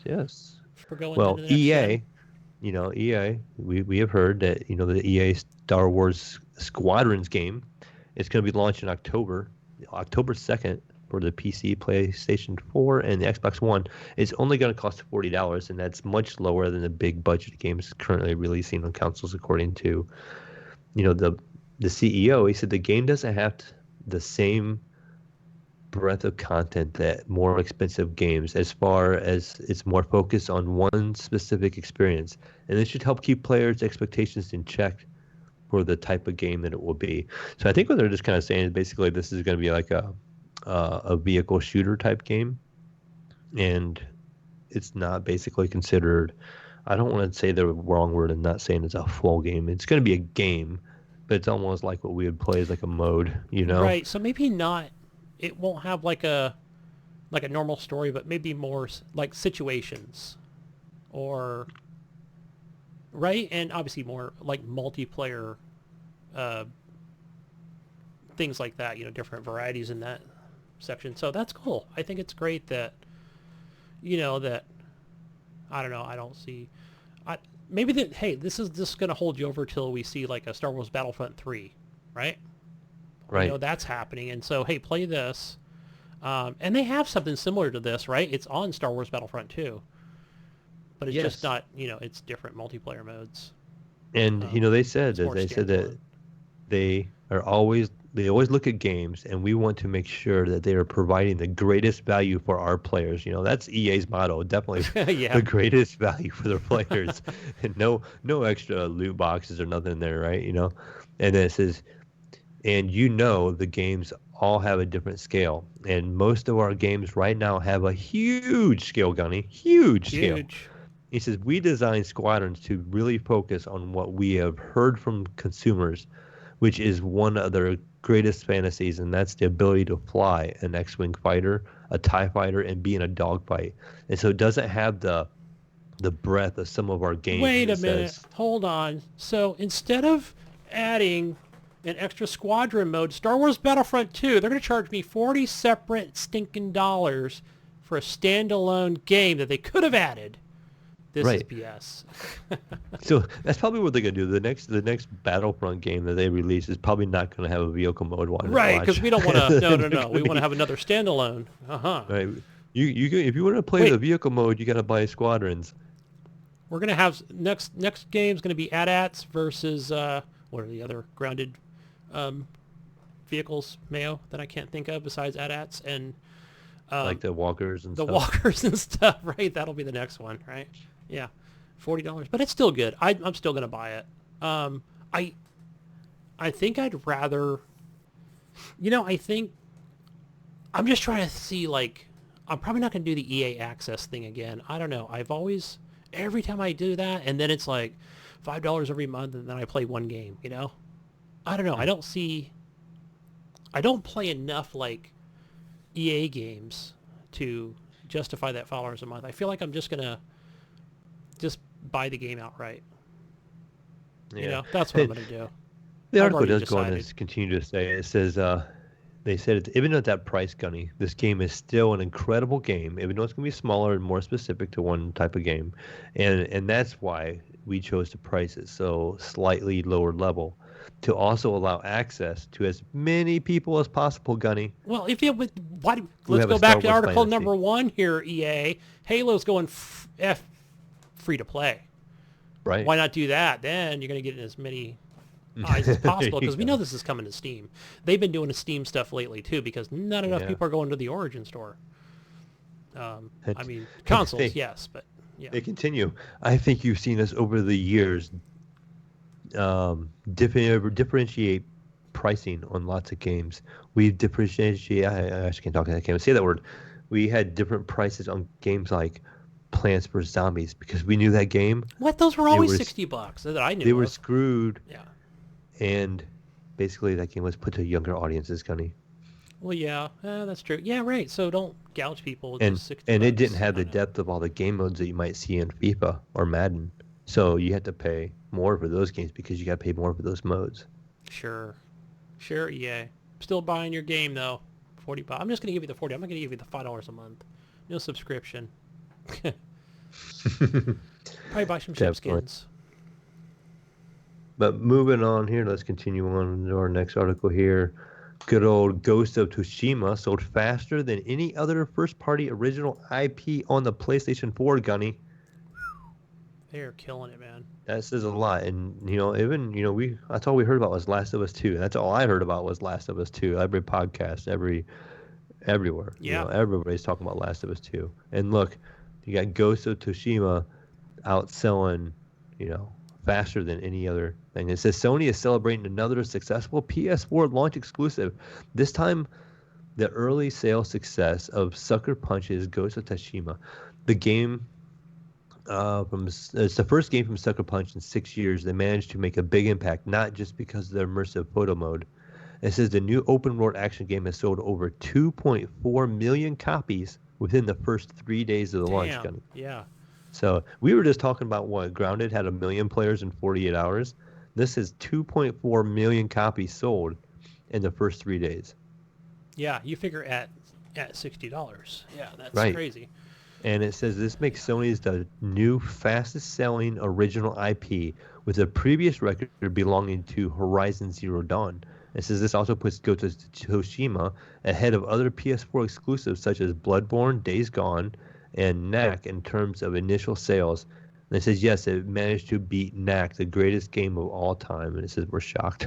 I'm not sure what Knack is. I downloaded it. I know I got it off of Jonathan's account, but I have the money for this game. I just don't have the time.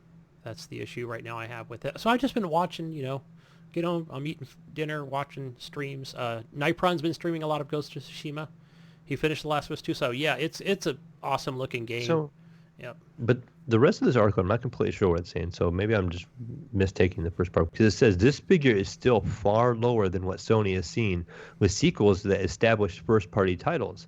The Last of Us Part 2, which launched in June, sold over 4 million copies in the first 3 days, beating out the previous record holder Spider-Man, which sold 3.3 million copies in the same period.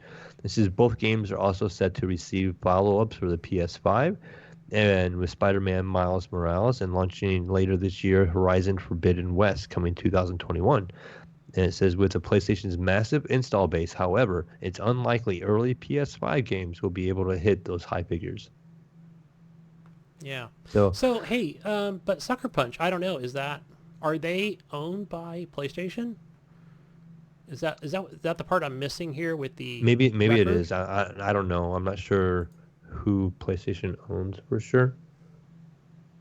So maybe that's what it is. Maybe it's the fastest selling, like, Yeah, I'm just going to the website because maybe that's IP. like I'm trying to add up the math here. I'm like, wait a minute, something's not. Let's see. So maybe that's why. I mean, still, it doesn't matter. It's still like those numbers are. I mean, it's got a PlayStation logo at the bottom, so I assume it's owned by PlayStation. Yeah, they make Infamous Second Son. I always wanted to pick that game up. I hear that's really good. Short, but really good. Yeah. It says Sucker Punch LLC. So, But it sounds like if yeah. you're one of the many that Yeah, I guess you have it and you're enjoying it, great. But if you haven't gotten this game, maybe it's worth picking it up. So many people are getting it, enjoying it. I hear a lot about it, and it looks pretty cool. I like the bright colors after seeing the screenshots of like The Last of Us 2 and hearing how dark and dreary that game is. This almost feels like it'd be a welcome change of pace. I feel like it's the perfect sword, ninja style type game for me, because when I look at like Bloodborne, I think that game looks amazing. It really does. The art style looks phenomenal. But for me, I'm not a Bloodborne. Gosh, what am I thinking of? Those. I'm not into the hardcore fighting games like that, where I feel like I'd get frustrated way too easy. Where this game, you can, it has the different modes, and a enemy you can kill them in a few seconds. Where other games, I just feel like, it's just a grind fest or something, trying to work on one enemy for 45 minutes or something. Mm-hmm. Which maybe this game has. If I can knock down the difficulty, which I've seen from the options, that this will be it for me. It feels like it's that balance with, it's the Assassin's Creed in Japan that, that everybody's always wanted. So, yeah. When I get time, I gotta buy it, and I will play it. Yeah. Something that kind of hold you over here pretty soon. Yep. Pretty soon, I'm gonna start ramping up again, I think. Yeah. At least things have on my end, especially with Horizon coming out soon and Grounded come out, and I've been picking up pace, which is nice, because for a while there it was feeling kind of slow. Right. Yeah. It was like, all right, not shit's coming out. What's going on? I think we're just, and I think also I just want to add to what we were talking about before, where, we still don't have, release dates for the new consoles. We still don't have release dates for, things like your Ratchet and your Clank and your Halo Infinite. We just sometime in November, you know what I mean? So, I think even where we can say, I think we can all agree on, maybe a Cyberpunk 2077 with it having a launch date. How many times has it had a launch date? You know what I mean? And I wouldn't say, there's probably some people like, it'll never come out, They're just fooling us. They're just going to keep pushing it and pushing it. But, you know what I'm saying? Like, it's just, that's kind of like even when I was feeling like, damn, like, what's going on here, man? We need some games out here. But, Sony's come out with some, like, just some real heavy hitters here. The last two have been very successful. Yeah. Yeah. All right, Gunny, moving on here a little bit, we're going to talk about the evil Epic Store. Talking about some PC stuff over here. The Epic Game Store now adds mod support. And the first game up is going to make Ghost Nico happy. MechWarrior 5 is the first one to get mod support. Yes. So Sony's had this for like a long time. They have the workshop where you can add mods to games, makes it real simple. And it says the Epic Game Store is adding another piece of functionality that it lacked compared to the competitors like Steam, and that's mod support. It says the first title to participate in the beta launch of the Epic Game Store mods is MechWarrior 5. It says an update is available to the game, and players will be able to mod the title through the Epic Games launcher. Adding mods can add massive appeal to a game and help it extend the lifespan. They allow players to change parts of the experience to suit their needs. Traditionally, mods had been a sort of hack into a game, but in 2011, the mighty Steam, they introduced a workshop, which allows players to manage their mods within the store client itself and automatically apply them to game files stored locally on your computer. And it says now Epic finally has a beta of that same kind of technology. And so, it's kind of allows you to have certain, like, I know the experiences I've had with that kind of modding stuff in the Steam workshop is people could create levels, and like Counter-Strike, you could make custom made levels by people. And so you're not stuck with the levels that the game developers made you play. And when you get online, if somebody was playing that didn't have that level and you wanted to enable other people to play with you and stuff like that, it would just download that level to that online player if you didn't own it. So you would download it and you would just launch the game and you'd all be playing that same level. I remember playing, I think it was Counter-Strike in a SpongeBob map. It was like in Bikini Bottom. Yeah. And you're playing Counter-Strike, so. Yeah. Good stuff. I know that I spent a lot of time in Steam Workshop, not only looking at just City Skyline stuff, where there are just thousands and thousands of, assets, saved maps. There's different lighting effects. I mean, the list goes on of what you can do. I know there's another, probably another website or two where you can do those things, but I think everybody just goes to Steam for that. So, Yeah, well, you gotta be careful because doing mods can be very tricky sometimes. When you're doing ones that don't really, I guess you could say, have any kind of support, and you're just going to a website and downloading files that somebody created. Right. One, there's a risk there, because you don't know what's being put in those files. True. Two is trying to get this to work in the game. Sometimes these mods can be complicated, and the game doesn't work as well, or it breaks the game, and stuff like that. So you don't know how it's going to work.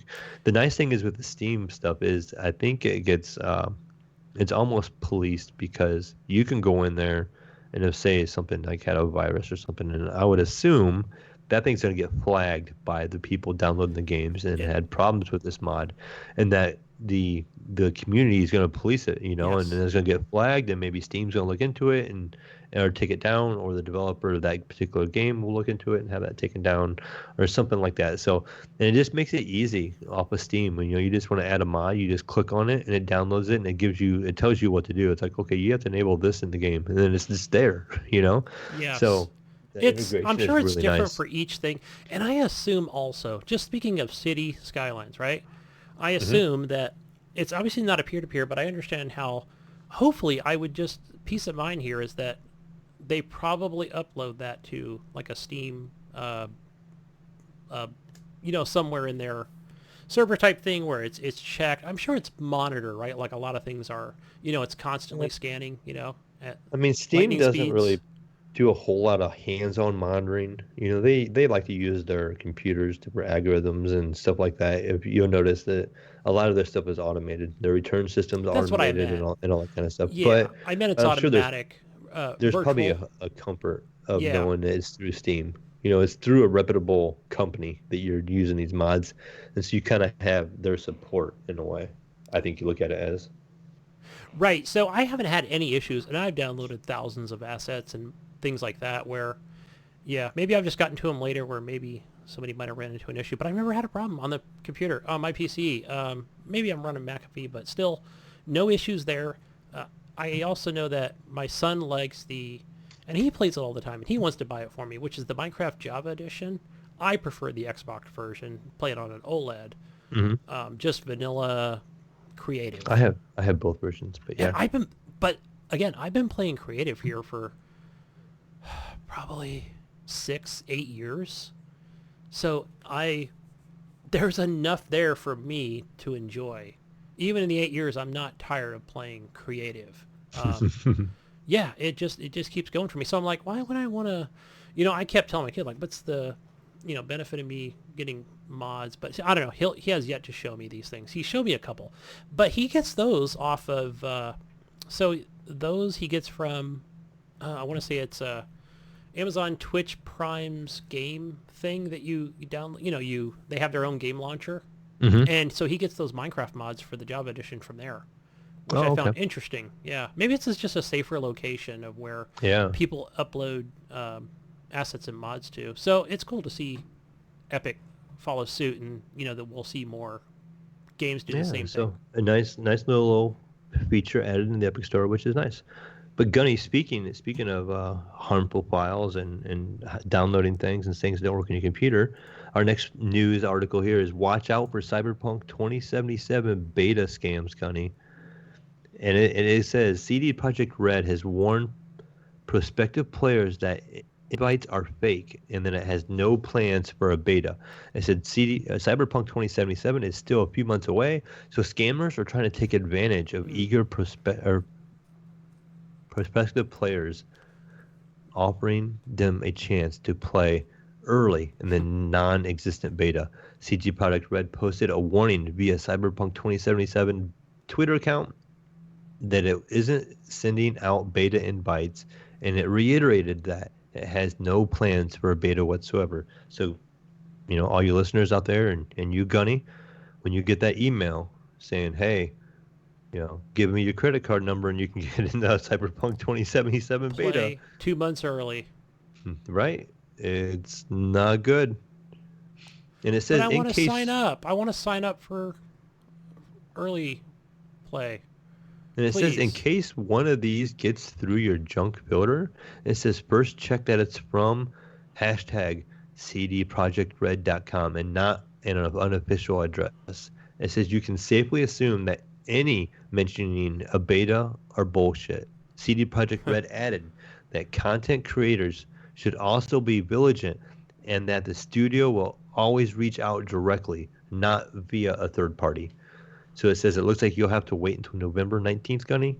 In the meantime, check out some of their hands-on preview gameplay videos. It has a little link to a video. Is that when the new Xbox comes out? 19th? It better. I think it's going to be around there. Yeah, let's do it. Hell yeah. Now you got me like just watching this video. Right? I'm picking, that is cool. Yeah. So, Gunny, as you're watching that video, did you watch the Xbox game event and think the Halo Infinite graphics looked kind of bland? Did you think it not look? I know. I had posted it you? in Discord, and I put it in the console section of things, and and I know a few people were like, "Well, it doesn't look that great." I don't know. Maybe was it the screenshot? Was it just that people saw pop-ins, things like that? I thought it looked okay. Mm-hmm. I thought it looked okay. I didn't look at it and say this game looks horrible. Yeah. I just thought it could have been better, but I wasn't sitting there going, this game looks really bad. But it didn't. I know what people are talking about. When I look at it in hindsight and look back on it, I think, okay, it didn't wow me. No, I don't. There was not. What was my first reaction? It was that it looks like they're going back to their Combat Evolved roots of things. Yeah. There's a lot of things I wish they did, like, maybe they should have shown different scenes rather than just like, kind of like beginning, land on the ground, talk to the one guy, the ship, who was piloting the ship. Like, they should have shown more characters, or gave us something like we've had in the past where, who is that? What is that? What is this thing that we need to discover? There was no mystery. We just saw he's in the Banshee and he's jumping hills or whatever that vehicle was, the Groundhog. I don't know. But, yeah, I thought it looked fine. And I just figured, like, this is just Microsoft being, like, holding back, like they're holding back for something they're going to show us in August or September. Microsoft felt the need to respond. I guess they're getting so much negative feedback. It says, following the Xbox Games Showcase, the negative reception from Halo Infinite's graphics has been taken Microsoft and developer 343 by surprise. They were surprised, Gunny, that people are not happy with the graphics of this game. It says many have criticized the game's graphics, and it's safe to say that a lot of fans are disappointed with how Halo Infinite stacks up to its PS5 competition, Gunny. And it says Xbox Marketing GM responded to the criticism with an interview with Inside Gaming, telling fans to be patient as the footage showed in the presentation represents a work in progress, Gunny. And it says that Halo Infinite is still some months away, and there's a good chance that the game could look a bit different when it launches. And he says, listen, we are in the middle of a global pandemic. It's July. We're far from launch because that's in the holiday. He says, you're seeking a work in progress game, or you're seeing a work in progress game. And they told Inside Gaming, the coronavirus pandemic has created a lot of problems for the video game industry over the past few months.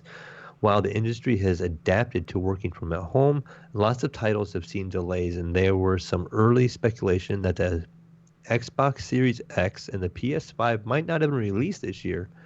As a result, clearly the pandemic has had some impact on Halo Infinite's development. And they said, of course, is there another factor at play? And that's the fact that Halo Infinite will release on Xbox One in addition to the Xbox Series X. Cross-gen support is something that Microsoft was pushing for this generation, and many have voiced their concerns that it could mean first-party games don't take full advantage of the new system's capabilities. While Halo Infinite will see a free update that takes advantage of the Xbox Series X, it remains to be seen how much better the game will look. So what I find interesting about that statement, though, is he's saying, look, we're in this pandemic here. I think all the other stuff on the showcase looked better, you know, Yeah, it did. Yeah, and yeah. you're saying the Sony stuff Obsidian. looked good, but No. they don't have to worry about the pandemic over at Sony. The games they're making. Yeah, it's damage control. Maybe they didn't have the best person to. Oh wait, I'm on the wrong. I'm still watching that Cyberpunk video because it looks so good. I think that. Yeah, I get it because it's. And I read other articles, and who knows what to we need like an official. Was this official? I don't even know. I've heard different things. Clicked on different articles talking about, oh, it's an earlier build. And as we know, Mayo, you probably know this too, where let's say that, they, for example, normally in something like, I'll take a Battlefield, for example, because I don't know how Call of Duty does it. I've just seen it like as a glimpse from what EA does. And so what they do is they have people and they come to their locations, right? Not only do they have people full-time on staff, right, that test games, but they also invite people in for multiplayer stuff, right? Usually it's a hush-hush thing. I've been to a couple of them. And so you come in, right, and, you play the game, you play the multiplayer, and then you do a focus group, right? Well, I understand, because you can't really do that. Or it would be difficult to kind of do that during a pandemic. Right. So a lot of this stuff is like, they're trying to, do it. I don't know. Is it just as hard to try and send it out to the people they have selected? Like, do they, you know what I mean? Do they just have some magical thing on their Xbox One X or Series X at home? You know what I mean? It's just, yeah, because I saw another article talking about where, hey, it's not true that multiplayer is not going to launch at the same time as the actual game itself, that it's going to be a separate thing. I don't know.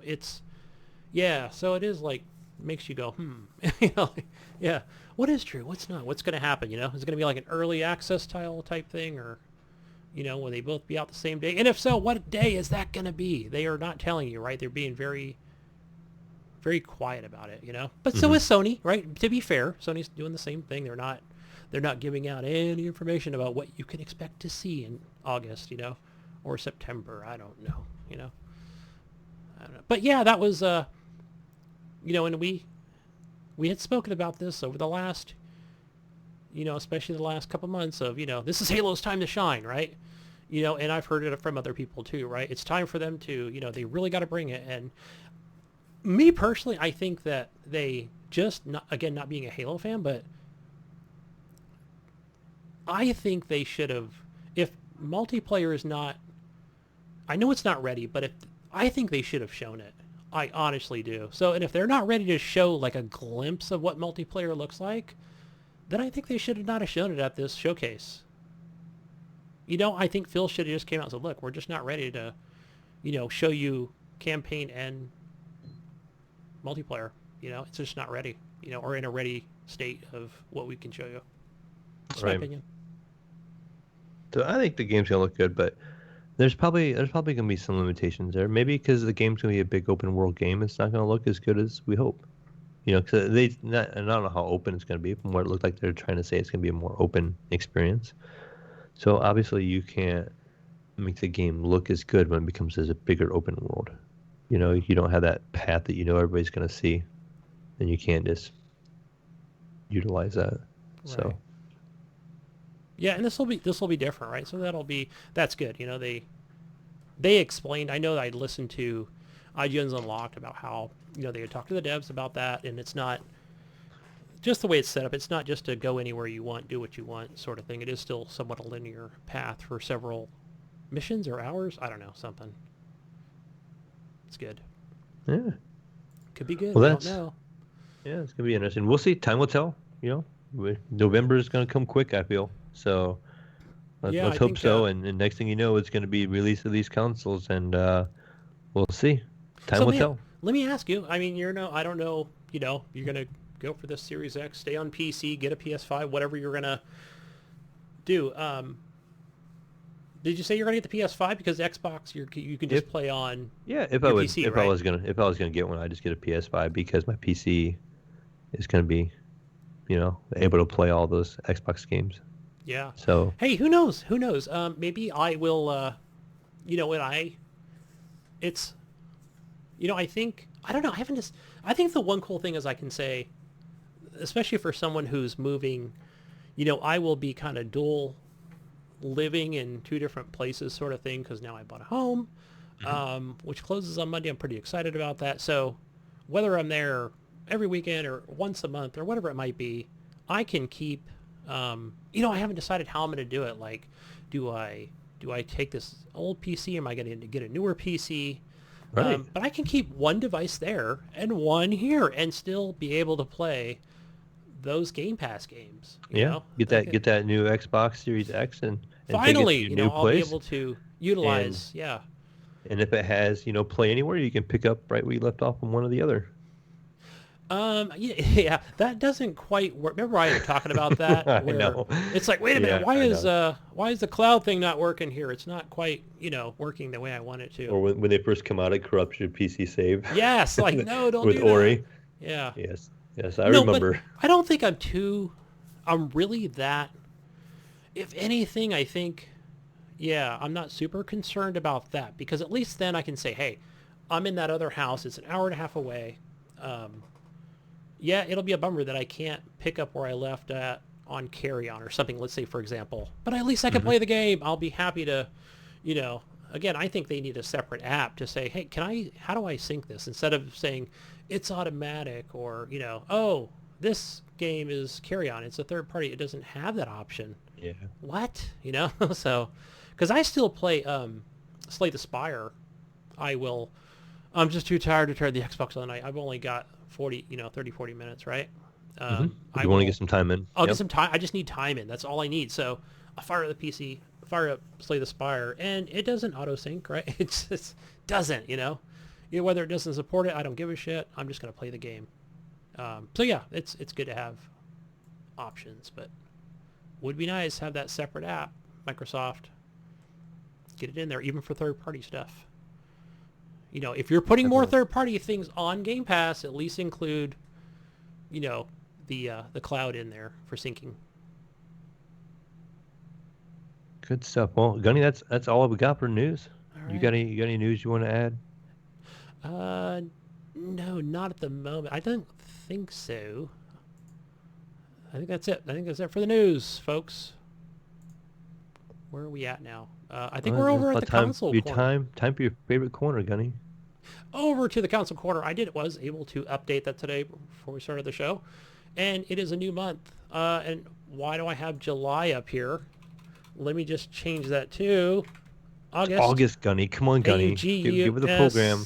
We are now in August. It's almost back to school time. It is. I know my kid has to go pick up his Chromebook. So I was asking the wife, I'm like, what's up with everybody who's using iPads? What's going on?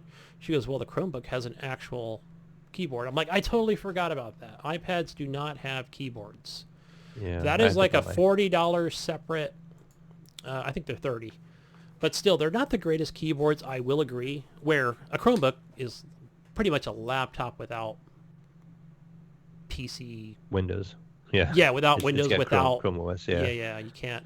Yeah, unfortunately, my daughter found out this like a week or two ago that her last year of school this year is going to be all online. Here in Ohio, they are having most of the students do online only. So her whole year of schooling is only going to be online. We're going to buy her like a new laptop or something for her to use because she's taken I think 4 college courses her senior year here. Mm-hmm. So she more involved stuff, and she's missing out some of that lab time and stuff like that. So it's gonna be kind of difficult, but she'll get through it, make it work. But anyways, onto this console corner, Gunny. Over there. What do we got? Let's see. What do we have over for PlayStation Plus? You have 2 games that are free to play this month. Or I'm sorry, the PlayStation Plus games that come with your subscription. First one is called Fall Guys Ultimate Knockdown. I think we saw. I don't know if that was an exclusive to PlayStation. I know I got a code for this and I gave that away. but this was it seemed like it's something that was more for kids, smaller children. Mm-hmm. I think we saw that at the PlayStation event. I'm thinking it's on Steam. I'm going to look while you're Showcase. continuing on with the corner here. I'm Yeah, kind of I thought I curious. saw it at the showcase. I could be wrong on that, but it's called Fall Guys. I And thought I you're heard something about it being. My son was saying it's popular right now on Twitch. Hmm. It is on Steam. It's $20. Okay, I thought I got a beta code for it, and I gave it away. Yeah, and I'm pretty sure it was the PlayStation event that I saw it. It could have just been something Jeff Keighley was Oh, this showing was off. in the. This is in the. I want to say it was in the Ubisoft event, wasn't it? Wasn't it in the or the Double Fine trailer maybe or the Ubisoft trailer? I know what you're talking about. I remember seeing. Yeah. It was like, because everything's been so spread out lately. It was just like, Oh, it's Devolver Digital. oh, that's is where I the saw publisher. it. Thank you. Yes, I Yes, did they're watch the- that entire conference. Hello. Yeah. That's where you seen it. Yep. So, yeah, I did sign up over there, and and I played their conference event game thing, which was pretty cool. And your That's second a game, Popular game right now, so yeah, it's your second game, Call of Duty Modern Warfare 2 Campaign Remastered. nice. Yeah. 2 quality games are given away this month for that PlayStation Plus crew. Absolutely. I think that game was like, what, $40 they were charging? I think so. Was it 40 or 30 or something? I know Jesus bought it. Yeah. And I don't know if he bought it, where he bought it at, but yeah, it's really good. He It's bought a- it on the Battle.net store. He played it on PC. Yeah, good stuff, man. It's a good campaign. I've dabbled in it. I probably owned it on Xbox 360 or had a disc or whatever it was. But I always we talked about those about the missions or whatever, or the timed things that you go through and see, yeah. They were awesome, man, but I can never get like a good passing grade or whatever it was. I always strive to be better at those, but they're freaking done super well. Campaign, yeah, excellent campaign, good story. So I will be downloading that. I better get over there and turn that dust off the PS4. Yeah, over on your Xbox One, your games for gold for the beginning of the month, so you get 2 free games. First one is called Portal Knights, and your backwards compatible game is MX Unleashed. I don't know if these are ATVs or motorcycles, dirt bikes, whatever they are, but go grab those games. I don't have like a good, what do we have for Game Pass? We have Grounded, right? That's your featured game on Game Pass. And what was the other one? The one we were talking about today it sounded really interesting. What was it called? It popped up. I never had heard of it. And I just downloaded it too. Oh, The Tourist. Yes, Tourist. So to me, I just watched the trailer of it earlier, and I was like, hey, this actually looks better than I think would be Minecraft Dungeons. That game does not grab me. I played it a few times, even on, I played it at least once a week. We're all fired up and go, yep, I still don't like it. Let me go play vanilla Minecraft, which I love creative. So, yeah, this Tourist game. And there's also that strategy game is called Nowhere Profit. And I'm not sure if it's a PC only one or not, but it is recently added. Yeah. And it says card and board is the category, and strategy is the category. So it's almost like a turn-based card game kind of thing. Yeah, I'm watching the trailer. It's not. I'm like, what? Where's the cards? Anyway, the other one too is the Yakuza Kiwami 2. Yes. Another great series if you're into the Japanese games. And man, we've never mentioned this one, but another really fun one: Golf with Your Friends, Game Pass. Yeah, that's PC. such a great game. I played that game on PC for a long time now. It's a lot of fun, a lot of miniature golf. It's a good fun time with friends. Yeah, And, I like those courses. They look fun. I played it only twice on your. The game your really account. opens up, Gunny. So once you start dabbling with the game options, you have options when you play. Like, say you create a party and you got like 5 friends with you, right? And you're playing putt-putt golf. Not only are you just playing putt-putt golf, but you can change the rules of the game, Gunny. You can change what kind of ball everybody has. That was the fun And part. so yeah. that's the fun part. So like the person hosting the game doesn't get to pick, but everybody gets a random ball every new hole. So one time you might just get a regular golf ball. The next time you might get a golf ball that's shaped like a marshmallow, and that one rolls pretty well until it flips on its side. Then it starts flipping end over end. Sometimes you get a golf ball that's shaped like a cone, and that thing just rolls practically in a circle. You hit it straight, and it just curves, and you're trying to hit it down a straightaway, and then the golf ball is just curving all over the place. Sometimes it's a square block, and it has the same physics that like you would hit a block across the ground, and it bounces and flips and turns, and you have no idea where this thing's gonna go. So it makes for a lot of fun. You randomly getting a random egg is another one. You get it's egg shaped, and you hit the ball, and it kind of curves to the left or the right. You just don't know what it's gonna do.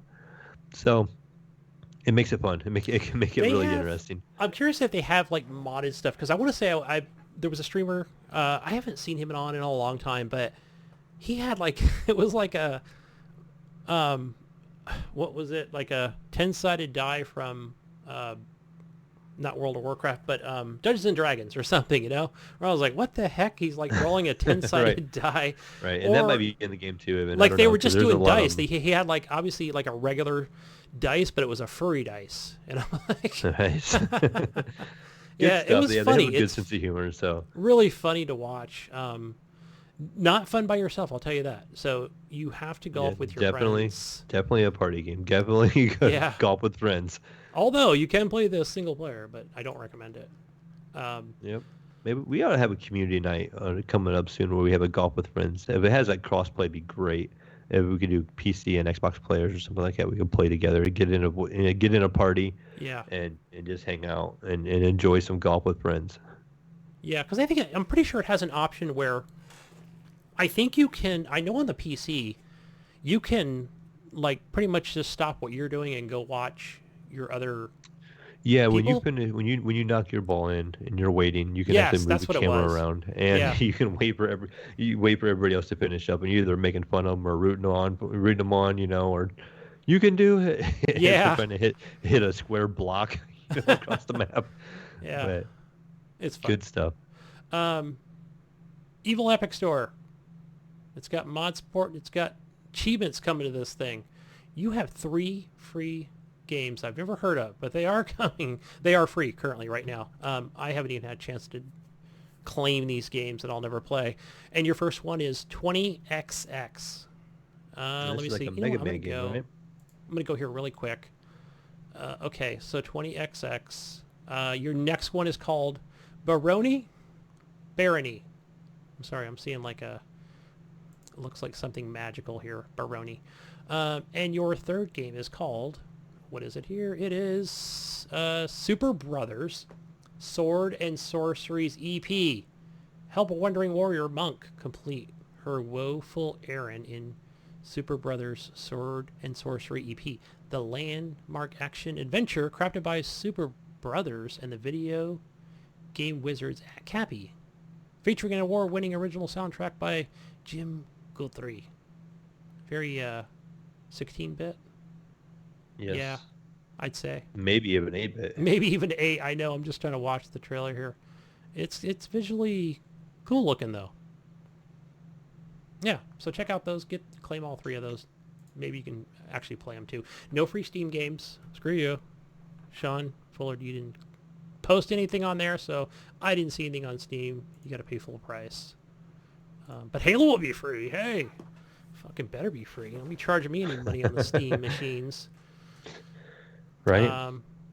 But hey, we kind of failed on the old community questions there last week, didn't we? And I fumbled on Discord, but you guys were all excited to have Eric on, just rocking right through that episode, and I was mumbling it back in the corner as I was all tied up. Eric had me all tied up back here, and I'm like, guys, community questions. But no, you guys couldn't hear me. I could not hear you. No, he did not let you speak.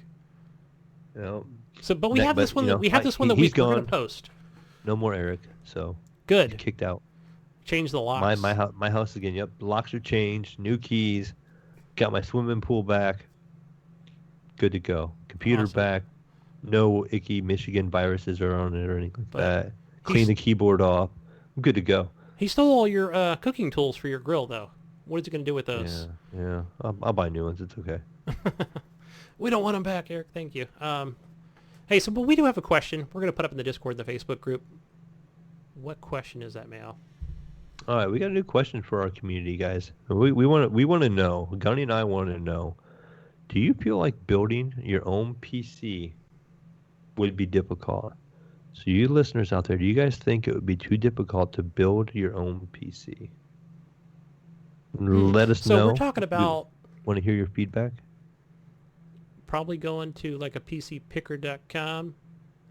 Yeah, and then making it your similar. own. Hey, if I can do it, you guys can do it. All right. We'll put that up on our Discord and Facebook. I think that's all we have, Mayo.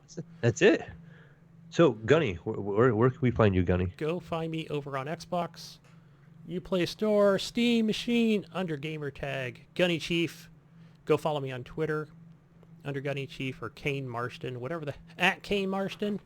I always forget to mention that. That's my alias on there, so I don't get in trouble at work for posting traffic videos or something. Look at all this traffic. There's a car overturned. And then it ends up on the news, and my boss, it's like, Meryl, is that you? No, that's not me. That's Kane Marston. PlayStation, follow me over there. Add me on there under HGP_Gunny. Where do we find you, man? Awesome.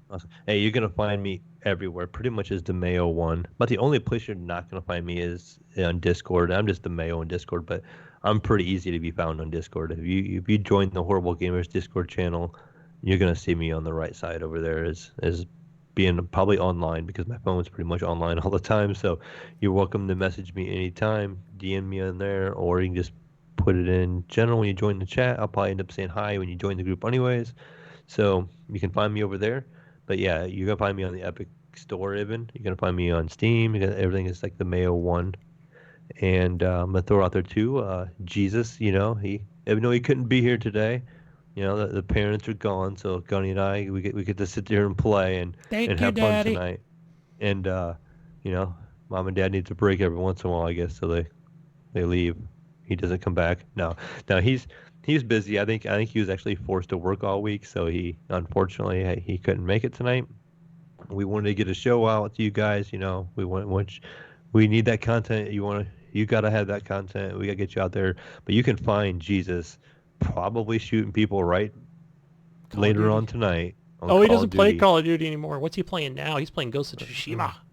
Yes.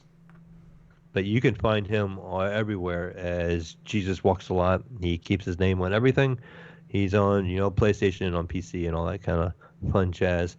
But with that being said, we're out of here, Gunny. We got this, knocked it out. I thought it was going to be a short show, and look, we made it a long show. We're a little over that 2-hour mark.